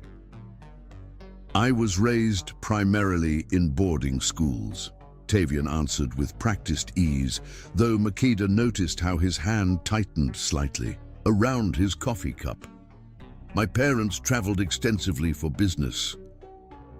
"They must be proud of your success," her mother said, oblivious to the undercurrent. A shadow crossed Tavian's face. "We're not in contact," The brief silence that followed was broken by Flora. "Family isn't always blood," she said decisively. "It's the people who stay when others walk away." Tavian looked at the elderly woman with naked gratitude in his eyes, and Makeda felt herself falling even deeper in love with him. As they prepared to leave, Flora suddenly clutched her chest, her face contorting with pain. What followed was a blur of activity. Tavian's calm efficiency as he carried Flora to his car, his steady presence during the frantic rush to the hospital, his quiet authority ensuring she received immediate attention. Hours later, with Flora stabilized after what was thankfully a minor cardiac event, Makeda found herself in the hospital garden with Tavian, dawn breaking over the horizon. "Thank you," she whispered, her voice hoarse from worry. "I don't know what I would have done without you tonight." He drew her close, his strength anchoring her. "You would have handled it beautifully because that's who you are. But I'm glad you didn't have to do it alone." Looking up at him in the soft morning light, exhaustion etched on his handsome features, Makeda realized he'd never once checked his phone or mentioned the business meetings he must be missing. He had simply been there, steady and unwavering. "What?" he asked, noticing her intense gaze. "I love you," she said simply. "No falling anymore, no qualifiers, just truth." Something shifted in his expression, wonder mingled with a joy so pure it transformed him. "Say it again," he whispered. "I love you, Tavian Frost." This time, her voice was stronger, more certain. His kiss was gentle, yet profound, a physical manifestation of the emotion flowing between them. When they parted, his eyes were suspiciously bright. "I love you too, Makeda Sterling, more than I thought it was possible to love anyone." 2 days later, with Flora recovering well at home, Makeda received an unexpected call from Tavian's assistant. "Ms. Sterling, I apologize for the intrusion, but I thought you should know," the woman said hesitantly. "Mr. Frost's foster brother was admitted to rehab yesterday. He's been with him since last night." The revelation stunned Makeda. Tavian had mentioned being in foster care briefly as a teenager, but never spoke of maintaining connections from that time. More shocking was that he hadn't told her about this crisis. That evening, she let herself into his penthouse with the key he'd given her weeks earlier, finding him on the terrace, a glass of whiskey untouched beside him as he stared. "Out at the city lights. Your assistant called me," she said without preamble. He didn't turn. Layla shouldn't have done that. "Someone needed to." She moved beside him, close but not touching. "Why didn't you tell me?" "You have enough to worry about with your grandmother." His profile was rigid, jaw tight with tension. "That's not how this works," she said gently. "Your burdens are mine now, just as mine are yours." Something cracked in his carefully controlled expression. "Lucas is the closest thing to family I have. We were in the same foster home for 3 years, the only decent one I ever had. He was 9 when I was 15. He swallowed hard. This is his 3rd time in rehab." Makeda took his hand, squeezing it gently. "Tell me about him." As night deepened around them, Tavian spoke of the brilliant, troubled young man who had been his only constant during turbulent years. How they'd stayed connected, despite the system's attempts to separate them. How he'd helped Lucas through college and starting his own business. How addiction had gradually claimed the promising life. "I keep failing him," Tavian confessed, raw vulnerability in his voice. "All my resources, and I can't fix this." "Some things can't be fixed by money or power," Makeda said softly. "Some battles people have to fight themselves." "Then what's the point of everything I've built?" The question seemed torn from somewhere deep inside him. Makeda turned his face toward hers, forcing him to meet her gaze.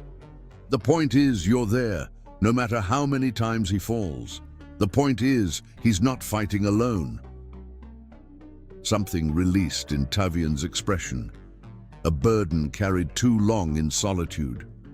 When he pulled her into his arms, burying his face against Her neck, she felt the dampness of tears he'd likely never allowed anyone else to see. That night, their lovemaking held a different quality. Less passionate heat, more profound connection. Tavian's touches were reverent, almost worshipful, as if through physical union he could express emotional depths he still struggled to verbalize. Afterward, tangled together in his bed, he traced the curve of her hip with gentle fingers. "You've seen all my broken pieces now," he murmured against her hair. "And I love every one of them," she replied, pressing a kiss over his heart. "They're what make you real, not just some perfect fantasy." His smile held a shadow of his usual confidence. "I'm definitely not perfect." "Perfect for me," she corrected, snuggling closer.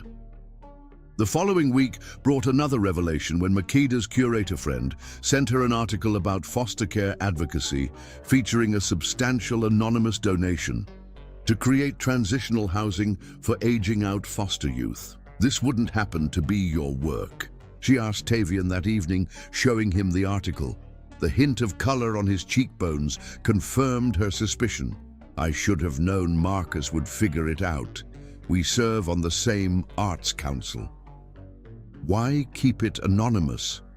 She studied his uncomfortable expression with fascination. Tavian shrugged, clearly ill at ease with the conversation. Public philanthropy often becomes more about the giver than those receiving help. In that moment, another piece of the puzzle that was Tavian, Frost, fell into place for Makeda. Beneath the wealthy playboy image and the shrewd businessman exterior was a man who used his resources to heal wounds similar to his own, without seeking credit or praise. Their relationship deepened further when Flora insisted Tavian join their weekly family dinner tradition. Watching him help her grandmother in the kitchen, debating literature with her father, or laughing at her mother's dry humor, Makeda realized he was finding with her family what he'd been denied in childhood. A sense of belonging, of being valued for himself rather than his wealth or accomplishments. "Your grandmother gave me her cobbler recipe," he announced one night as they walked along the marina, moonlight silvering the water. "She said it's only shared with family." The significance wasn't lost on Makeda. Flora's recipes were legendary, passed down through generations with near religious reverence. "She's adopting you," Makeda confirmed, squeezing his hand. "Consider yourself officially part of the Sterling clan, with all the Sunday dinners and holiday chaos that entails." Tavian stopped walking, turning to face her with unexpected seriousness. "Is that what you want, for me to be part of your family?" The vulnerability in his question tugged at her heart. "You already are," she said simply. "You're part of me now." Under the stars, with the gentle sound of waves providing a soundtrack, his kiss held promise and belonging, a healing touch for wounds they both had carried too long alone. In each other's arms, they had found not just passion but home, a sanctuary where broken pieces became beautiful mosaics and past pain transformed into the capacity for deeper love. As they walked back hand in hand, Makeda realized with perfect clarity that what had begun with a slap and an arrogant kiss had become the most profound relationship of her life, one where both of them could finally lower their defenses and heal together. Chapter 8. Public Hearts. "You're sure about this?"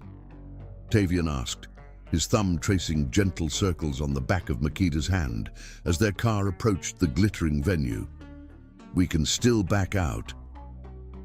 Makeda smoothed an invisible wrinkle from her gold gown, a custom creation that draped her curves, like liquid sunlight. "It's just a charity gala," she said, with more confidence than she felt. "We've been to events together before." "Not like this one." Tavian's eyes held concern behind their usual warmth. "The Winthrop Foundation Gala is essentially a parade of old money and older prejudices, my family's former social circle." The unspoken hung between them. This would be their most public appearance as a couple and in the most traditional of San Francisco's high society events. 3 months into their relationship, they'd grown accustomed to occasional paparazzi and gossip columns. But this was different. This was Tavian deliberately bringing her into a world that had once been his prison. "I can handle judgmental socialites," Makeda assured him, lifting her chin with determination. "I curate art galleries, remember? Dealing with wealthy patrons is my specialty." His smile held a hint of wonder. "Have I told you today that I love you?" "Only twice. You're slipping, Frost." The teasing broke the tension, and when the car door opened, they emerged together, a striking couple that immediately drew every eye. Tavian's hand rested protectively at the small of her back as they navigated the red carpet, camera flashes creating a storm of light around them. Inside, the ballroom was a cathedral to wealth. Crystal chandeliers, champagne fountains, ice sculptures capturing and refracting light like massive diamonds. Makeda recognized faces from magazine covers and society pages, their curious glances following her and Tavian as they moved through the space. "Tavian Frost, I was beginning to think you'd abandoned civilization entirely." A silver-haired woman approached, her smile not reaching her calculating eyes. 3 charity galas missed this season. People were talking. "Evelyn." Tavian's smile held perfect politeness without warmth. "I've been pleasantly occupied. May I introduce Makeda Sterling? Makeda, this is Evelyn Winthrop, our hostess." The woman's assessment was swift and dismissive. "Charmed. I believe I've seen your name associated with that little gallery in the Mission District?" "Prism Gallery, yes," Makeda replied smoothly, "though we've expanded to a second location in New York last month." Surprise flickered across Evelyn's features. Clearly, she hadn't expected articulation or accomplishment. "How enterprising. Tavian, darling, Vivian was asking after you earlier. You really should say hello." As she glided away, Tavian leaned close to Makeda's ear. "Round 1 to Sterling. You handled that beautifully." "Who's Vivienne?" Makeda asked, trying to sound casual. "Former mistake," he replied honestly. "One I have no interest in revisiting." Throughout dinner, Makeda found herself seated among people who spoke around rather than to her, as if her presence was an amusing novelty rather than a legitimate companion to one of San Francisco's wealthiest bachelors. She maintained her composure, drawing on years of navigating the art world's sometimes toxic elitism. During a brief moment alone, while Tavian spoke with a business associate, Makeda escaped to a quiet alcove overlooking the garden, needing a moment of peace from the subtle barbs and evaluating glances. "He'll get bored, you know." Makeda turned to find a stunning blonde woman watching her with thinly veiled hostility. The designer dress and perfect makeup couldn't disguise the bitterness in her eyes. "Vivienne, I presume?" Makeda kept her voice level. The woman's smile was sharp as a blade. "He didn't mention me. I'm hurt." She moved closer, champagne glass dangling from manicured fingers. "Tavian has a pattern, the exotic fascination, the intense romance, then the inevitable disillusionment when reality fails to match the fantasy he's created." Though the words struck uncomfortably close to early fears, Makeda refused to show weakness. "Thank you for your concern, but I'm quite confident in our relationship." "Of course you are." Vivian's laugh held no humor. "Every new toy believes she's special until she's replaced. I lasted 6 months, his longest relationship. I wonder how much longer." "You have?" Before Makeda could respond, another voice joined the conversation. "Not nearly as long as your bitterness has lasted, Vivienne. It's been, what, 2 years since I ended things? Yet here you are, still desperate for my attention." Tavian stood in the doorway, his expression cold in a way Makeda had never witnessed. The playboy charm and the warm vulnerability she'd come to love were both absent, replaced by something harder. The armor he'd developed in this world of beautiful facades and calculated cruelties.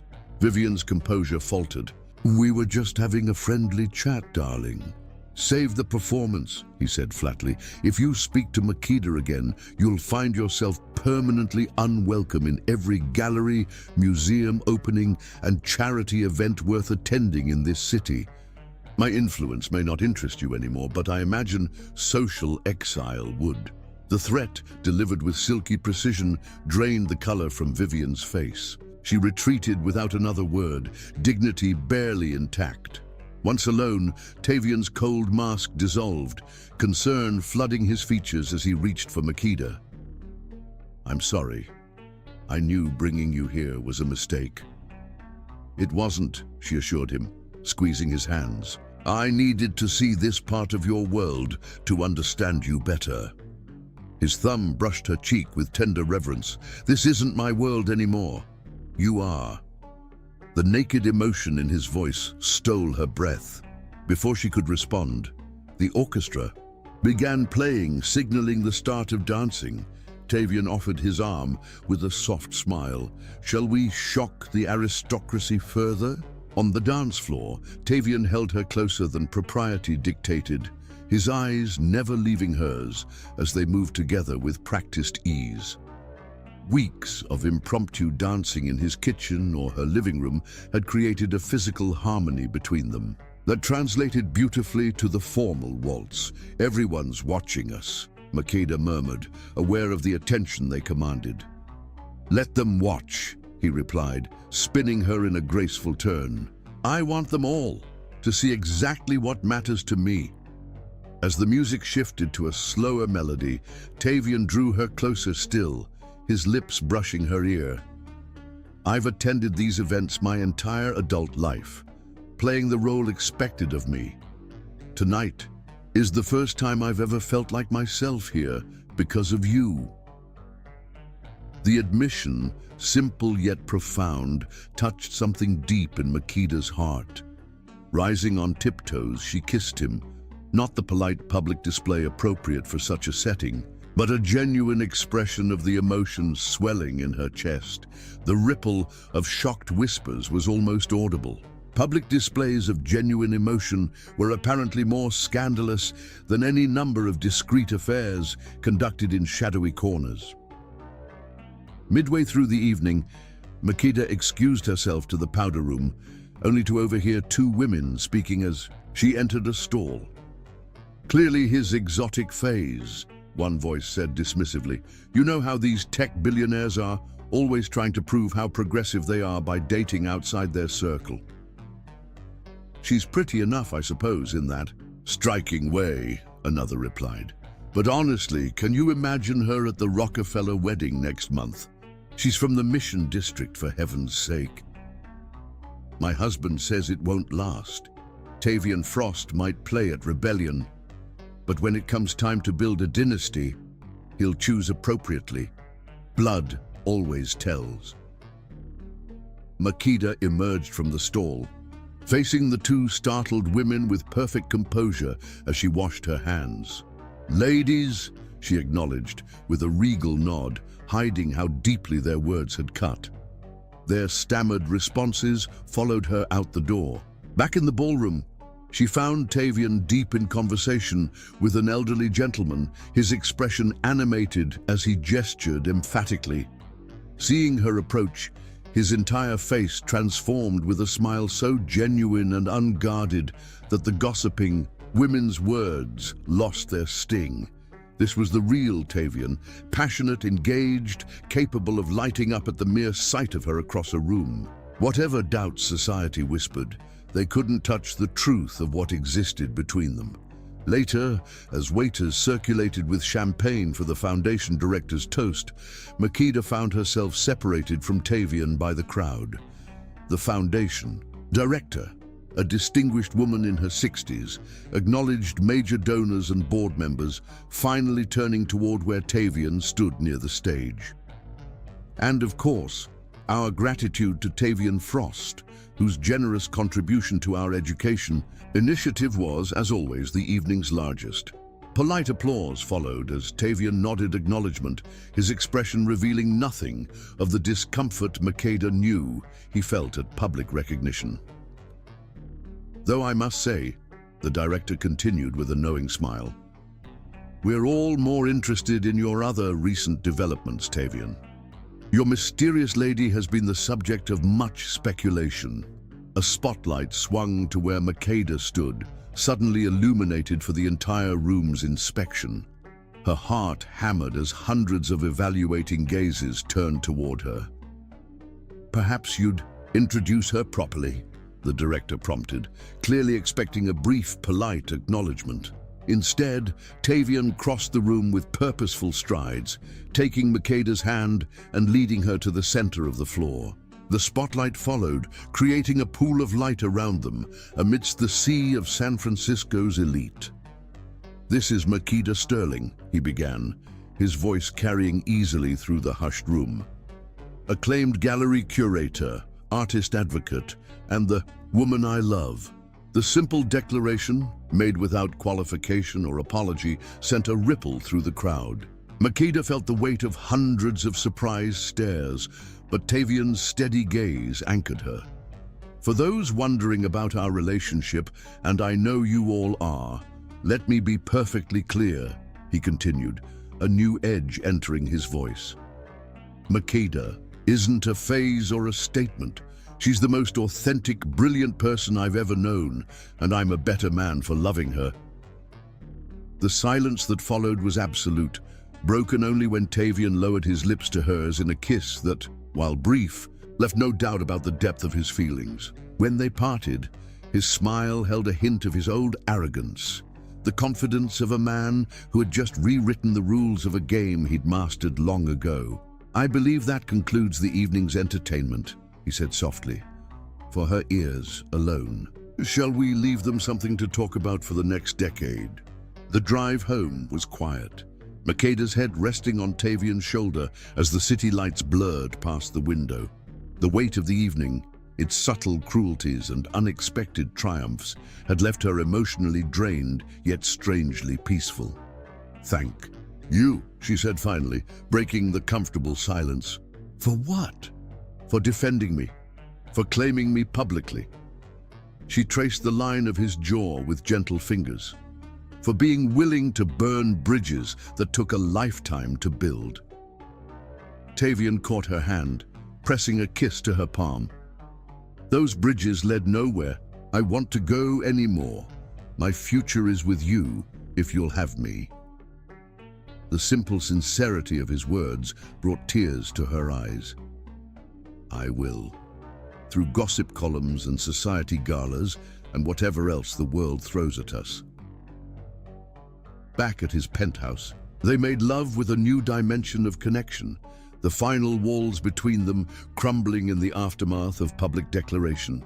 Every touch, every whispered endearment carried the weight of certainty that this wasn't just passion or compatibility, but something rarer and more precious. A love strong enough to withstand public scrutiny and private doubts, transforming two fractured souls into something whole and unbreakable.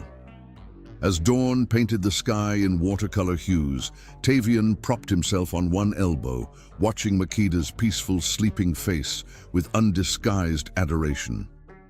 When her eyes fluttered open, finding him already awake, her smile was lazy with contentment. "What are you thinking?" she murmured, voice husky with sleep. His answer was simple and profound, a truth that had been forming since that first explosive meeting when she dared to slap the arrogant billionaire who thought the world was his for the taking. "I'm thinking that the moment you walked into my life, everything that came before was just preparation. Everything that follows will be because of you." In the gentle morning light, their kisses held not just passion but promise, of mornings and evenings to come, of a future built on understanding rather than expectation, of hearts that had found in each other not just desire, but home. Chapter 9, paradise and pain. Where exactly are you taking me? Makeda asked, peering out the private jet's window at endless blue ocean below. 4 months into their relationship, Tavian still managed to surprise her, this time with a mysterious trip requiring her passport and summer clothing. Patience was never your strong suit, Tavian teased from the seat beside her, his fingers interlaced with hers. The past week since the charity gala had brought a new ease to their relationship, a certainty that had settled comfortably between them. Says the man who once sent 3 texts and called twice when I was 15 minutes late for dinner. His laugh warmed her heart, the sound freer and more frequent these days. Fair point. We're going to my island. Your island, she repeated flatly, as in an island you own. A small one, he qualified with an attempt at modesty that made her roll her eyes. Off the coast of Belize. I bought it years ago when I needed somewhere to escape.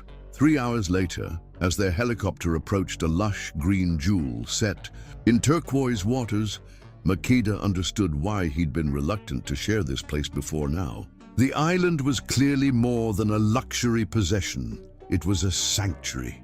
The villa, nestled among palm trees, wasn't the ostentatious mansion she'd half expected, but a sprawling single-story structure of natural wood and stone that blended harmoniously with the surrounding landscape.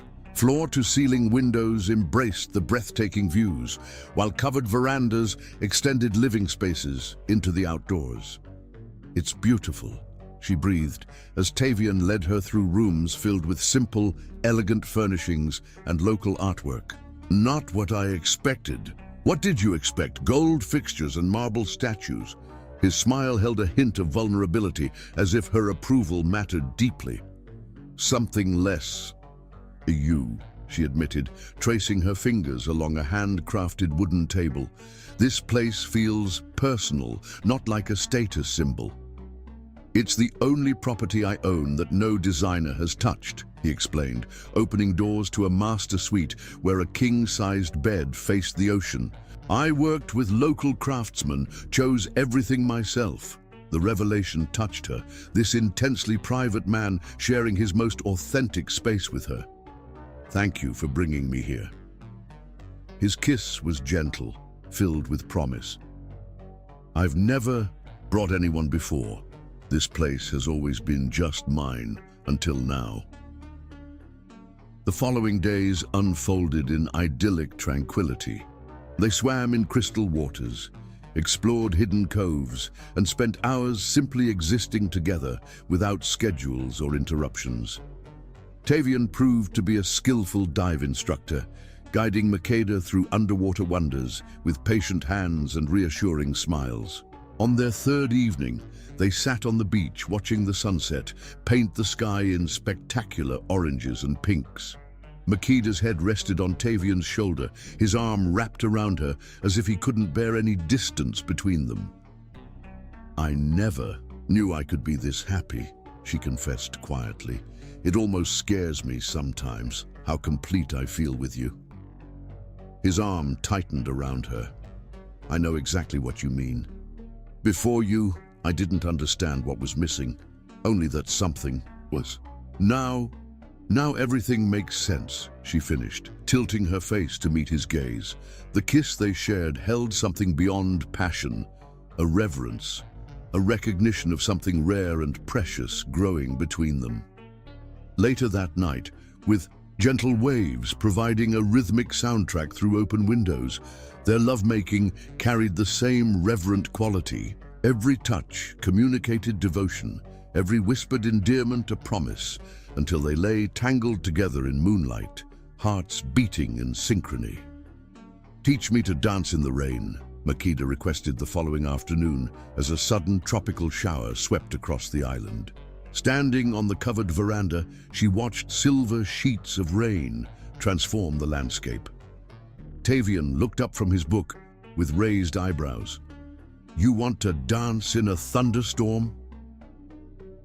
I want to do something that the carefully controlled Tavian Frost would never do, she challenged with a mischievous smile, something spontaneous and possibly foolish. His laugh was surprised and genuine. I've done plenty of foolish things. Name one that didn't involve calculated risk. The gauntlet. Thrown, Tavian set aside his book and stood. Without warning, he scooped her into his arms, carrying her down the veranda steps directly into the downpour. Her surprised squeal turned to laughter as warm rain instantly soaked them both. "Happy now?" he asked, raindrops clinging to his eyelashes as he set her feet on the wet sand. In answer, Makeda began to move, arms raised to the sky, spinning in joyful abandon as rain plastered her sundress to her body. "Dance with me!" For a moment he simply watched her, something like wonder in his expression. Then, to her delight, Tavian Frost, billionaire, art collector, and the most self-possessed man she'd ever known, began to dance in the rain. Without music except the storm itself, they moved together, laughing as he twirled her through puddles, their bodies sliding against each other in wet, playful embraces. "You're magnificent," he murmured against her rain-slicked neck, lifting her into his arms again as the storm intensified.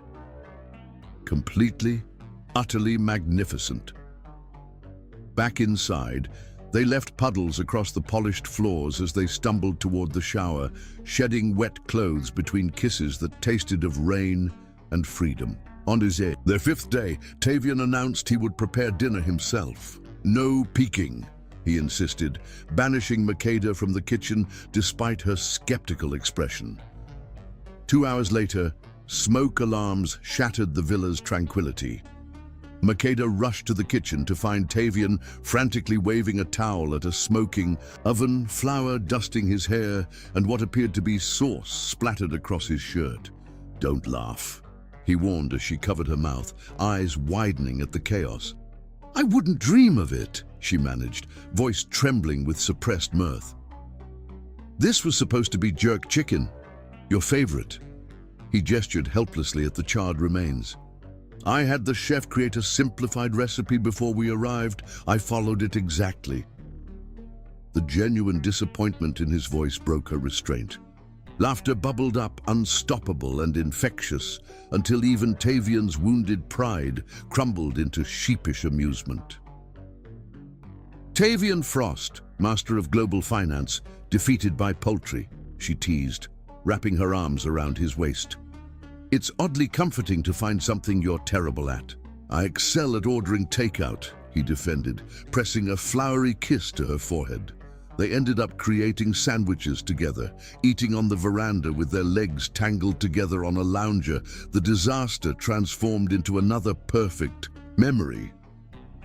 On their 7th morning, Makeda woke alone, finding a note on Tavian's pillow. "Gone for supplies. Back by noon. Love you." With hours to herself, she decided to explore parts of the villa she hadn't yet seen. In a small study off the main living area, bookshelves lined with well-worn classics suggested hours of solitary reading. A desk near the window held a leather-bound journal and several framed photographs, rare glimpses into Tavian's private history. One photo showed a teenage Tavian with his arm around a younger boy, both in threadbare clothes but grinning widely. Lucas, she realized, his foster brother before addiction had stolen his promise. Another frame held what must be the decent foster family he'd mentioned, an older couple with kind eyes flanking several children of different ages. Her heart constricted at these precious fragments of his past, carefully preserved in this sanctuary where no one would question their presence or their meaning. This was the real Tavian, the one beneath the wealth and the carefully constructed public persona, a boy who had survived abandonment by keeping small treasures of connection. As she turned to leave, her hip bumped the desk, sending the journal to the floor. Several loose papers scattered, including what appeared to be architectural renderings. Bending to collect them, Makeda froze as she recognized the distinctive design of Prism Gallery. With growing confusion, She examined the detailed plans showing an expansion of her gallery space, complete with a new wing bearing her name. Attached was a contract dated 2 months ago, before they'd said, "I love you," leasing the adjacent building at triple its market value. Cold disbelief washed through her. Had everything, their meeting at the auction, his pursuit of her, even their love, been calculated moves in some elaborate game? Was her gallery's success just another acquisition for a man who collected beautiful things? Her phone rang, Tavian's name lighting the screen. With shaking hands, she answered. "Hey, beautiful, I'm heading back. Any requests from civilization?" His voice was light, happy. "When were you going to tell me you bought the building next to my gallery?" The words came out sharper than intended, brittle with hurt. The silence that followed confirmed her fears. "Makeda, it's not what you think." "What I think," she said carefully, "is that you've been manipulating my career alongside my heart." Fears she'd thought conquered rushed back with sickening force. Was any of this real, Tavian? Or am I just another acquisition? "That's not fair," he said, voice tightening. "I was going to surprise you when the paperwork finalized. It's a gift, not manipulation." "A gift I never asked for." The papers crumpled in her grip. "This is exactly what Dominic did, making decisions about my career without consulting me, assuming he knew what was best." "Don't compare me to him." Tavian's voice had gone dangerously quiet. "Everything I've done has been for you, not for myself. That's the problem. You didn't do it with me." Tears threatened, but she held them back. "I need space to think. I'm going back." "We're on a private island, Makeda. At least wait until—" "Your staff can arrange it," she interrupted. "Please, Tavian, just give me this." Hours later, as the helicopter lifted from the island paradise that had briefly felt like home, Makeda watched Tavian's solitary figure on the beach below. The distance between them grew with each second, a physical manifestation of the doubts now clouding what had seemed so clear just hours before. Back in San Francisco, her apartment felt alien after just a week away. Or perhaps she was the one who had changed. Everywhere she looked were reminders of Tavian, the painting he'd loaned her gallery, now adorning her wall, books they'd discussed on her shelves, his favorite teacup in her cabinet. Zuri arrived within an hour of her call, bringing wine and a shoulder to cry on. "Start from the beginning," she instructed, pouring generous glasses. Makeda explained everything: the island, the journal, the expansion plans, her fears. "Let me get this straight," Zuri said when she finished. "You're upset because your billionaire boyfriend, who clearly adores you, tried to give you the gallery expansion you've dreamed about for 3 years. Put that way, it sounded ridiculous." "It's the principle," Makeda insisted. "He made this huge decision affecting my career without consulting me." "Like you consulted him before accepting the New York residency next month?" Zuri challenged. Makeda blinked in surprise. "That's different. It's just a temporary teaching position. In another city for 6 weeks." Zuri sipped her wine. "Which you decided on and accepted before telling him." The parallel hadn't occurred to her. "I was going to tell him on the island," she admitted. "Seems you both have communication issues." Zuri's gentle tone softened the criticism. "But honey, there's a difference between poor communication and manipulation. Has Tavian ever tried to control you before this?" Makeda considered the question honestly. "No, he's always respected my independence. Even when we disagree, he listens." "And this expansion, would it benefit him financially?" "No, it would be entirely under my control. The paperwork was clear about that." Zuri raised an eyebrow. "So he used his resources to help make your dream possible, retained no control, and planned to surprise you. That sounds less like manipulation and more like love. The simple observation pierced Makeda's defenses. Had she overreacted, projected old fears onto a man who had only ever shown her genuine care? Her phone buzzed. With a text from Tavian, "I'm back in the city. I understand you need space, and I'll respect that. But please know that everything I've ever done has been because I love who you are, not who I want you to be. When you're ready to talk, I'll be here." No demands, no defense, just honest vulnerability. So, different from Dominic's manipulative tactics when she'd discovered his betrayal. Sleep eluded her that night, memories washing over her in conflicting waves. Tavian playing piano in darkness, Tavian defending her at the gala, Tavian dancing, awkwardly in the rain because she asked. Tavian's expression when she'd first said, "I love you," wonder and joy and disbelief, as if receiving a gift he'd never expected. By morning, clarity had emerged from confusion. She'd allowed old wounds to color her perception, seeing betrayal where there was only imperfect love. Tavian had made a mistake in not discussing the expansion with her, but his intention had been to support her dreams, not control them. As dawn broke over the city, Makeda reached for her phone to call him, only to find a voicemail from an unfamiliar number. "Miss Sterling, this is Dr. Abernathy from San Francisco General. You're listed as emergency contact for Tavian Frost. There's been an accident." The world tilted beneath her feet as the doctor's words registered. Car accident, surgery, critical condition. In that moment of potential loss, all doubts and fears evaporated like morning mist. Nothing mattered. Not gallery expansions or miscommunications or past betrayals, except the man who had crashed into her life with an arrogant kiss and gradually revealed a heart capable of love so profound it had transformed them both. As she rushed toward the hospital, one thought crystallized with perfect clarity. She wasn't running to Tavian because she might lose him, but because she couldn't imagine life without him, not just now, but ever. Chapter 10. Forever Surrender. Hospitals had always seemed to Makeda like liminal spaces, places suspended between life and death, joy and grief, beginnings and endings.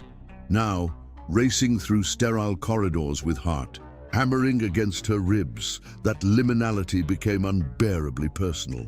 "I need to find Tavian Frost," she told the nurse at the emergency desk, voice steadier than she felt. "Dr. Abernathy called me." The nurse's expression softened with recognition. "The surgical waiting room, 3rd floor. Dr. Abernathy will meet you there." The elevator's ascent felt endless. How had she walked away from paradise over building plans and wounded pride? How had she allowed old fears to poison something so precious? Every moment apart now seemed like inexcusable waste. In the waiting room, she found not only the doctor, but an unexpected figure. Layla, Tavian's efficient assistant, her usual, crisp professionalism cracked by genuine worry. "Miss Sterling," Layla greeted, relief evident. "Thank God you came." "What happened?" Makeda asked, addressing both the assistant and the tired-looking doctor. "Mr. Frost was involved in a single-vehicle accident early this morning," Dr. Abernathy explained. "His car went off the coastal highway near Devil's Slide. A passing motorist saw the debris and called emergency services." "How bad is it?" Makeda's voice dropped to a whisper. "He has a concussion, 3 broken ribs, a fractured clavicle, and internal bleeding that required surgery," the doctor said with clinical precision. "The surgery was successful, but the next 24 hours are critical." "Was he?"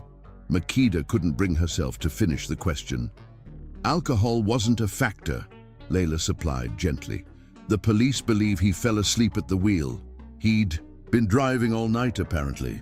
The implication wasn't lost on Makeda. After their argument, Tavian had flown back from Belize and immediately driven toward her, pushing himself beyond exhaustion.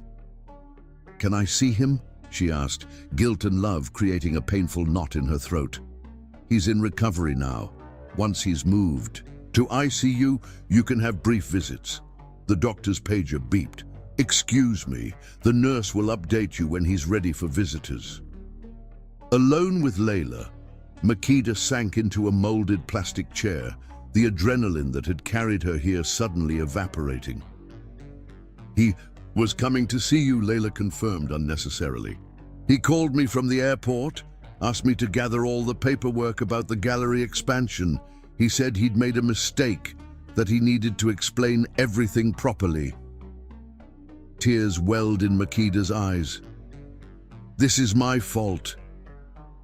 No, Layla said, firmly. Mr. Frost makes his own decisions, always has, but she hesitated, then continued with uncharacteristic openness. I've worked for him for 7 years. I've never seen him like this, willing to drop everything, to admit he was wrong, to fight for someone. You've changed him, Ms. Sterling. The words offered small comfort as minutes stretched to hours. Makeda alternated between pacing and sitting, between prayer and bargaining with whatever forces governed the universe. Calls came from Zuri, from her parents, from Flora, words spreading quickly through the networks of people who loved them both. Finally, a nurse appeared. You can see him now, 5 minutes only. The ICU room was dim and eerily quiet except for the rhythmic beeping of monitors. Tavian lay unnaturally still, his golden vitality dimmed by medical equipment and the harsh fluorescent glow. Bandages wrapped his torso. An IV snaked into his arm, and his skin held an alarming pallor that contracted painfully with his usual vibrant presence. Makeda approached slowly, afraid somehow that her presence might disturb the fragile balance keeping. Him tethered to life. Gently she took his hand, the strong, capable hand that had held hers through gallery openings and family dinners, that had traced the contours of her body with reverent fascination, that had wiped away her tears when Flora was ill. I'm here, she whispered, throat tight with unshed tears. I'm not going anywhere, Tavian, not ever again. His fingers remained unresponsive in hers, but she continued speaking, pouring out everything in her heart, her fears, her regrets, her eternal gratitude that fate had brought him into her life that night at the auction. Most of all, she spoke of love, the kind that transcended misunderstandings and mistakes, the kind that had grown from hostility to fascination to something so fundamental she could no longer imagine existence without it. When the nurse returned, to usher her out, Makeda pressed a gentle kiss to his forehead. Fight for us, she murmured against his skin, like you fought for everything that matters. The night passed in restless vigil, brief visits followed by agonizing waits in the sterile limbo of the waiting room. Dawn found her curled uncomfortably in a chair, awakened by Layla offering coffee and the news that Tavian's condition had stabilized overnight. The doctor says the worst has passed, Layla reported with cautious optimism. They're moving him to a private room this morning. Relief washed over Makeda in a dizzying wave. Thank you, she whispered, unsure if she was addressing Layla, the doctors, or some higher power that had heard her desperate pleas. By afternoon, Tavian had been transferred to a spacious private suite that quickly filled with flowers and cards, evidence of how many lives he'd touched despite his carefully maintained privacy. Makeda remained constantly at his side, speaking softly to him, even as he drifted in and out of drugged sleep, determined that his first fully conscious moment would find her there. That moment came as evening shadows lengthened across the room. His eyes opened slowly, confusion giving way to recognition as they focused on her face. Makeda, he rasped, voice rough from intubation during surgery. She leaned closer, tears spilling unchecked down her cheeks. I'm here. You're going to be okay. Awareness returned gradually to his expression. The car, I was coming to find you. I know, she whispered, gently squeezing his hand. I know everything, Tavian. The gallery expansion, the surprise you planned. I'm so sorry I doubted you that I ran. He shook his head slightly, wincing at the movement. No, you were right. I should have talked to you. I just wanted... He paused, gathering strength. I wanted to make you as happy as you've made me. The simple honesty of his words broke something open inside her, the last barrier of fear, the final defense against complete vulnerability. I love you, she said, the words holding new depths of meaning after nearly losing him. Not for what you can give me or do for me, but for who you are, stubborn, passionate, imperfect, and perfectly mine. His fingers tightened around hers with surprising strength. I had a lot of time to think on that island after you left, he murmured, about why I didn't just tell you about the expansion. I realized I still don't fully trust that I'm enough without my resources, my wealth. Part of me still believes I need grand gestures to be worthy of love. The admission, raw and honest, touched Makeda deeply. You've never needed anything but yourself to be worthy, she assured him. The boy who survived abandonment, who protected his foster brother, who built himself from nothing, that's who I fell in love with, the man beneath all the trappings. A ghost of his usual smile touched his lips. Even when that man burns dinner and makes decisions without consulting you. Especially then, she confirmed, carefully perching on the edge of his bed. Because those imperfections make you real, not some fantasy prince from a fairy tale. Over the following days, Tavian's recovery progressed steadily, his natural vitality gradually returning. His hospital room became an unlikely gathering place. Flora bringing homemade soup, Makeda's parents stopping by with books, even Lucas visiting during a weekend pass from rehab, the brothers' reunion bringing tears to Makeda's eyes. Through it all, she barely left his side, working remotely from a corner of his room, sleeping in the recliner beside his bed despite his protests that she should rest properly at home. I'm exactly where I need to be, she insisted each time. And the softening of his expression told her he understood what remained unspoken, that she couldn't bear to be separated from him now, that nearly losing him had crystallized what truly mattered. 2 weeks after the accident, doctors finally cleared Tavian for discharge. As Makeda helped him pack the accumulated gifts and necessities, she broached the subject they'd been avoiding. The gallery in New York offered me a 6-week residency, she said quietly. I accepted it before our trip. That's part of why I reacted so strongly to the expansion plans. I felt hypocritical for keeping my own plans from you. Tavian considered this, no surprise registering in his expression. When do you leave? Don't, she said simply. I called them yesterday to decline. Makeda, no. He caught her hand, stopping her movements. You can't give up opportunities because of me. The residency is important for your career. So are you, she countered. After almost losing you, my priorities are crystal clear. There will be other residencies. His blue eyes held hers with characteristic intensity. What if there's a solution where you don't have to choose? What if I come with you to New York for those 6 weeks? The suggestion startled her. You'd do that? Leave your company, your life here? For 6 weeks with you? Without hesitation. His smile held certainty. I have properties in Manhattan. My company runs perfectly well with remote oversight. And after this, he gestured to his still bandaged torso, I have a new appreciation for not wasting a single day we could spend together. The easy solution to what she'd imagined as an impossible choice touched Makeda deeply. This was what true partnership looked like. Not grand gestures or perfect understanding, but the willingness to find paths forward together. That evening, settled in Tavian's penthouse, with its sweeping views of the city where their story had begun, Makeda curled carefully against his less injured side on the terrace lounger. Sunset painted the sky in colors reminiscent of their island paradise, a beauty made more precious by the knowledge of how quickly it could all disappear. "I've been thinking," Tavian said, his voice rumbling pleasantly under her ear pressed to his chest, "about us, about the future." "Dangerous territory," she teased gently.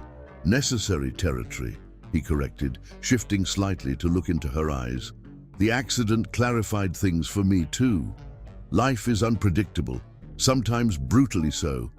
The only certainty is what we choose. Who we choose, each day we're given." Something in his tone sent a flutter of anticipation through her chest. "What are you saying, Tavian?" Instead of answering directly, he reached into the pocket of his robe, withdrawing a small velvet box. The gleam deep blue in the fading light. "I had this with me on the island," he confessed. "I wasn't planning to ask yet. It seemed too soon, too much to hope for. But now, after everything..." He opened the box, revealing a stunning emerald set in vintage gold, the deep green stone glowing with inner fire. "Now I understand that when you find the person who makes life make sense, who challenges you to be better while loving your flaws, who sees the real you beneath all pretenses, you don't wait. You don't waste a single moment." Tears blurred Makeda's vision as Tavian continued, his voice deepening with emotion. "I don't care if it's too soon by anyone else's standards. I don't care what society columns will say or what whispers will follow us. I know with absolute certainty that you are the love of my life, Makeda Sterling. The woman who slapped sense into an arrogant billionaire and then taught him what really matters." Despite his injuries, he shifted to face her fully, taking her hand in his. "Will you marry me? Not because I can give you the world, but because, together, we've created something better than either of us could find alone." The question hung between them, weighted with possibility. Makeda looked at this complex man she'd come to know so deeply, the public figure and the private soul, the successful businessman and the abandoned boy, the confident exterior and the vulnerable heart. In his eyes, she saw not just love, but an home, the place where she could be fully, authentically herself. "Yes," she whispered, then louder with growing certainty. "Yes, Tavian Frost. I will marry you, not for what you can give me, but for who we become together." As he slipped the ring onto her finger, their lips met in a kiss that held the promise of all kisses to come. Through joy and sorrow, success and failure, health and illness. A commitment not just to passion, but to partnership, to building a life where both could flourish while remaining rooted in each other. Later, wrapped in his arms as stars emerged above the city, Makeda marveled at the journey that had brought them here. From antagonism to passion to this profound connection that defied simple categorization. "What are you thinking?" Tavian murmured against her hair, his breathing finally slowing towards sleep. Makeda smiled, tracing the outline of his jaw with gentle fingers. "I'm thinking how grateful I am that I slapped you that night, and that you had the audacity to kiss me anyway." His sleepy laugh rumbled through his chest. "Best decision I ever made." "Mine too," she whispered, watching his features soften as he drifted toward dreams. 6 months later, they married on the island that had seen both their paradise and their pain. The location transformed from a solitary retreat to a place of joyful gathering, under an arbor of tropical flowers, with ocean waves providing rhythmic accompaniment.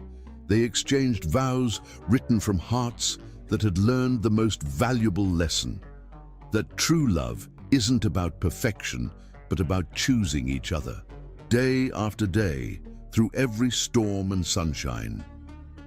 As Tavian lifted her for their first kiss as husband and wife, Makeda felt the completion of the circle that had begun with that slap and stolen kiss. Anger transformed to passion. Passion deepened to love, and love elevated to the most profound partnership either had ever known. Their journey had never been about a billionaire's whim or a curator's surrender.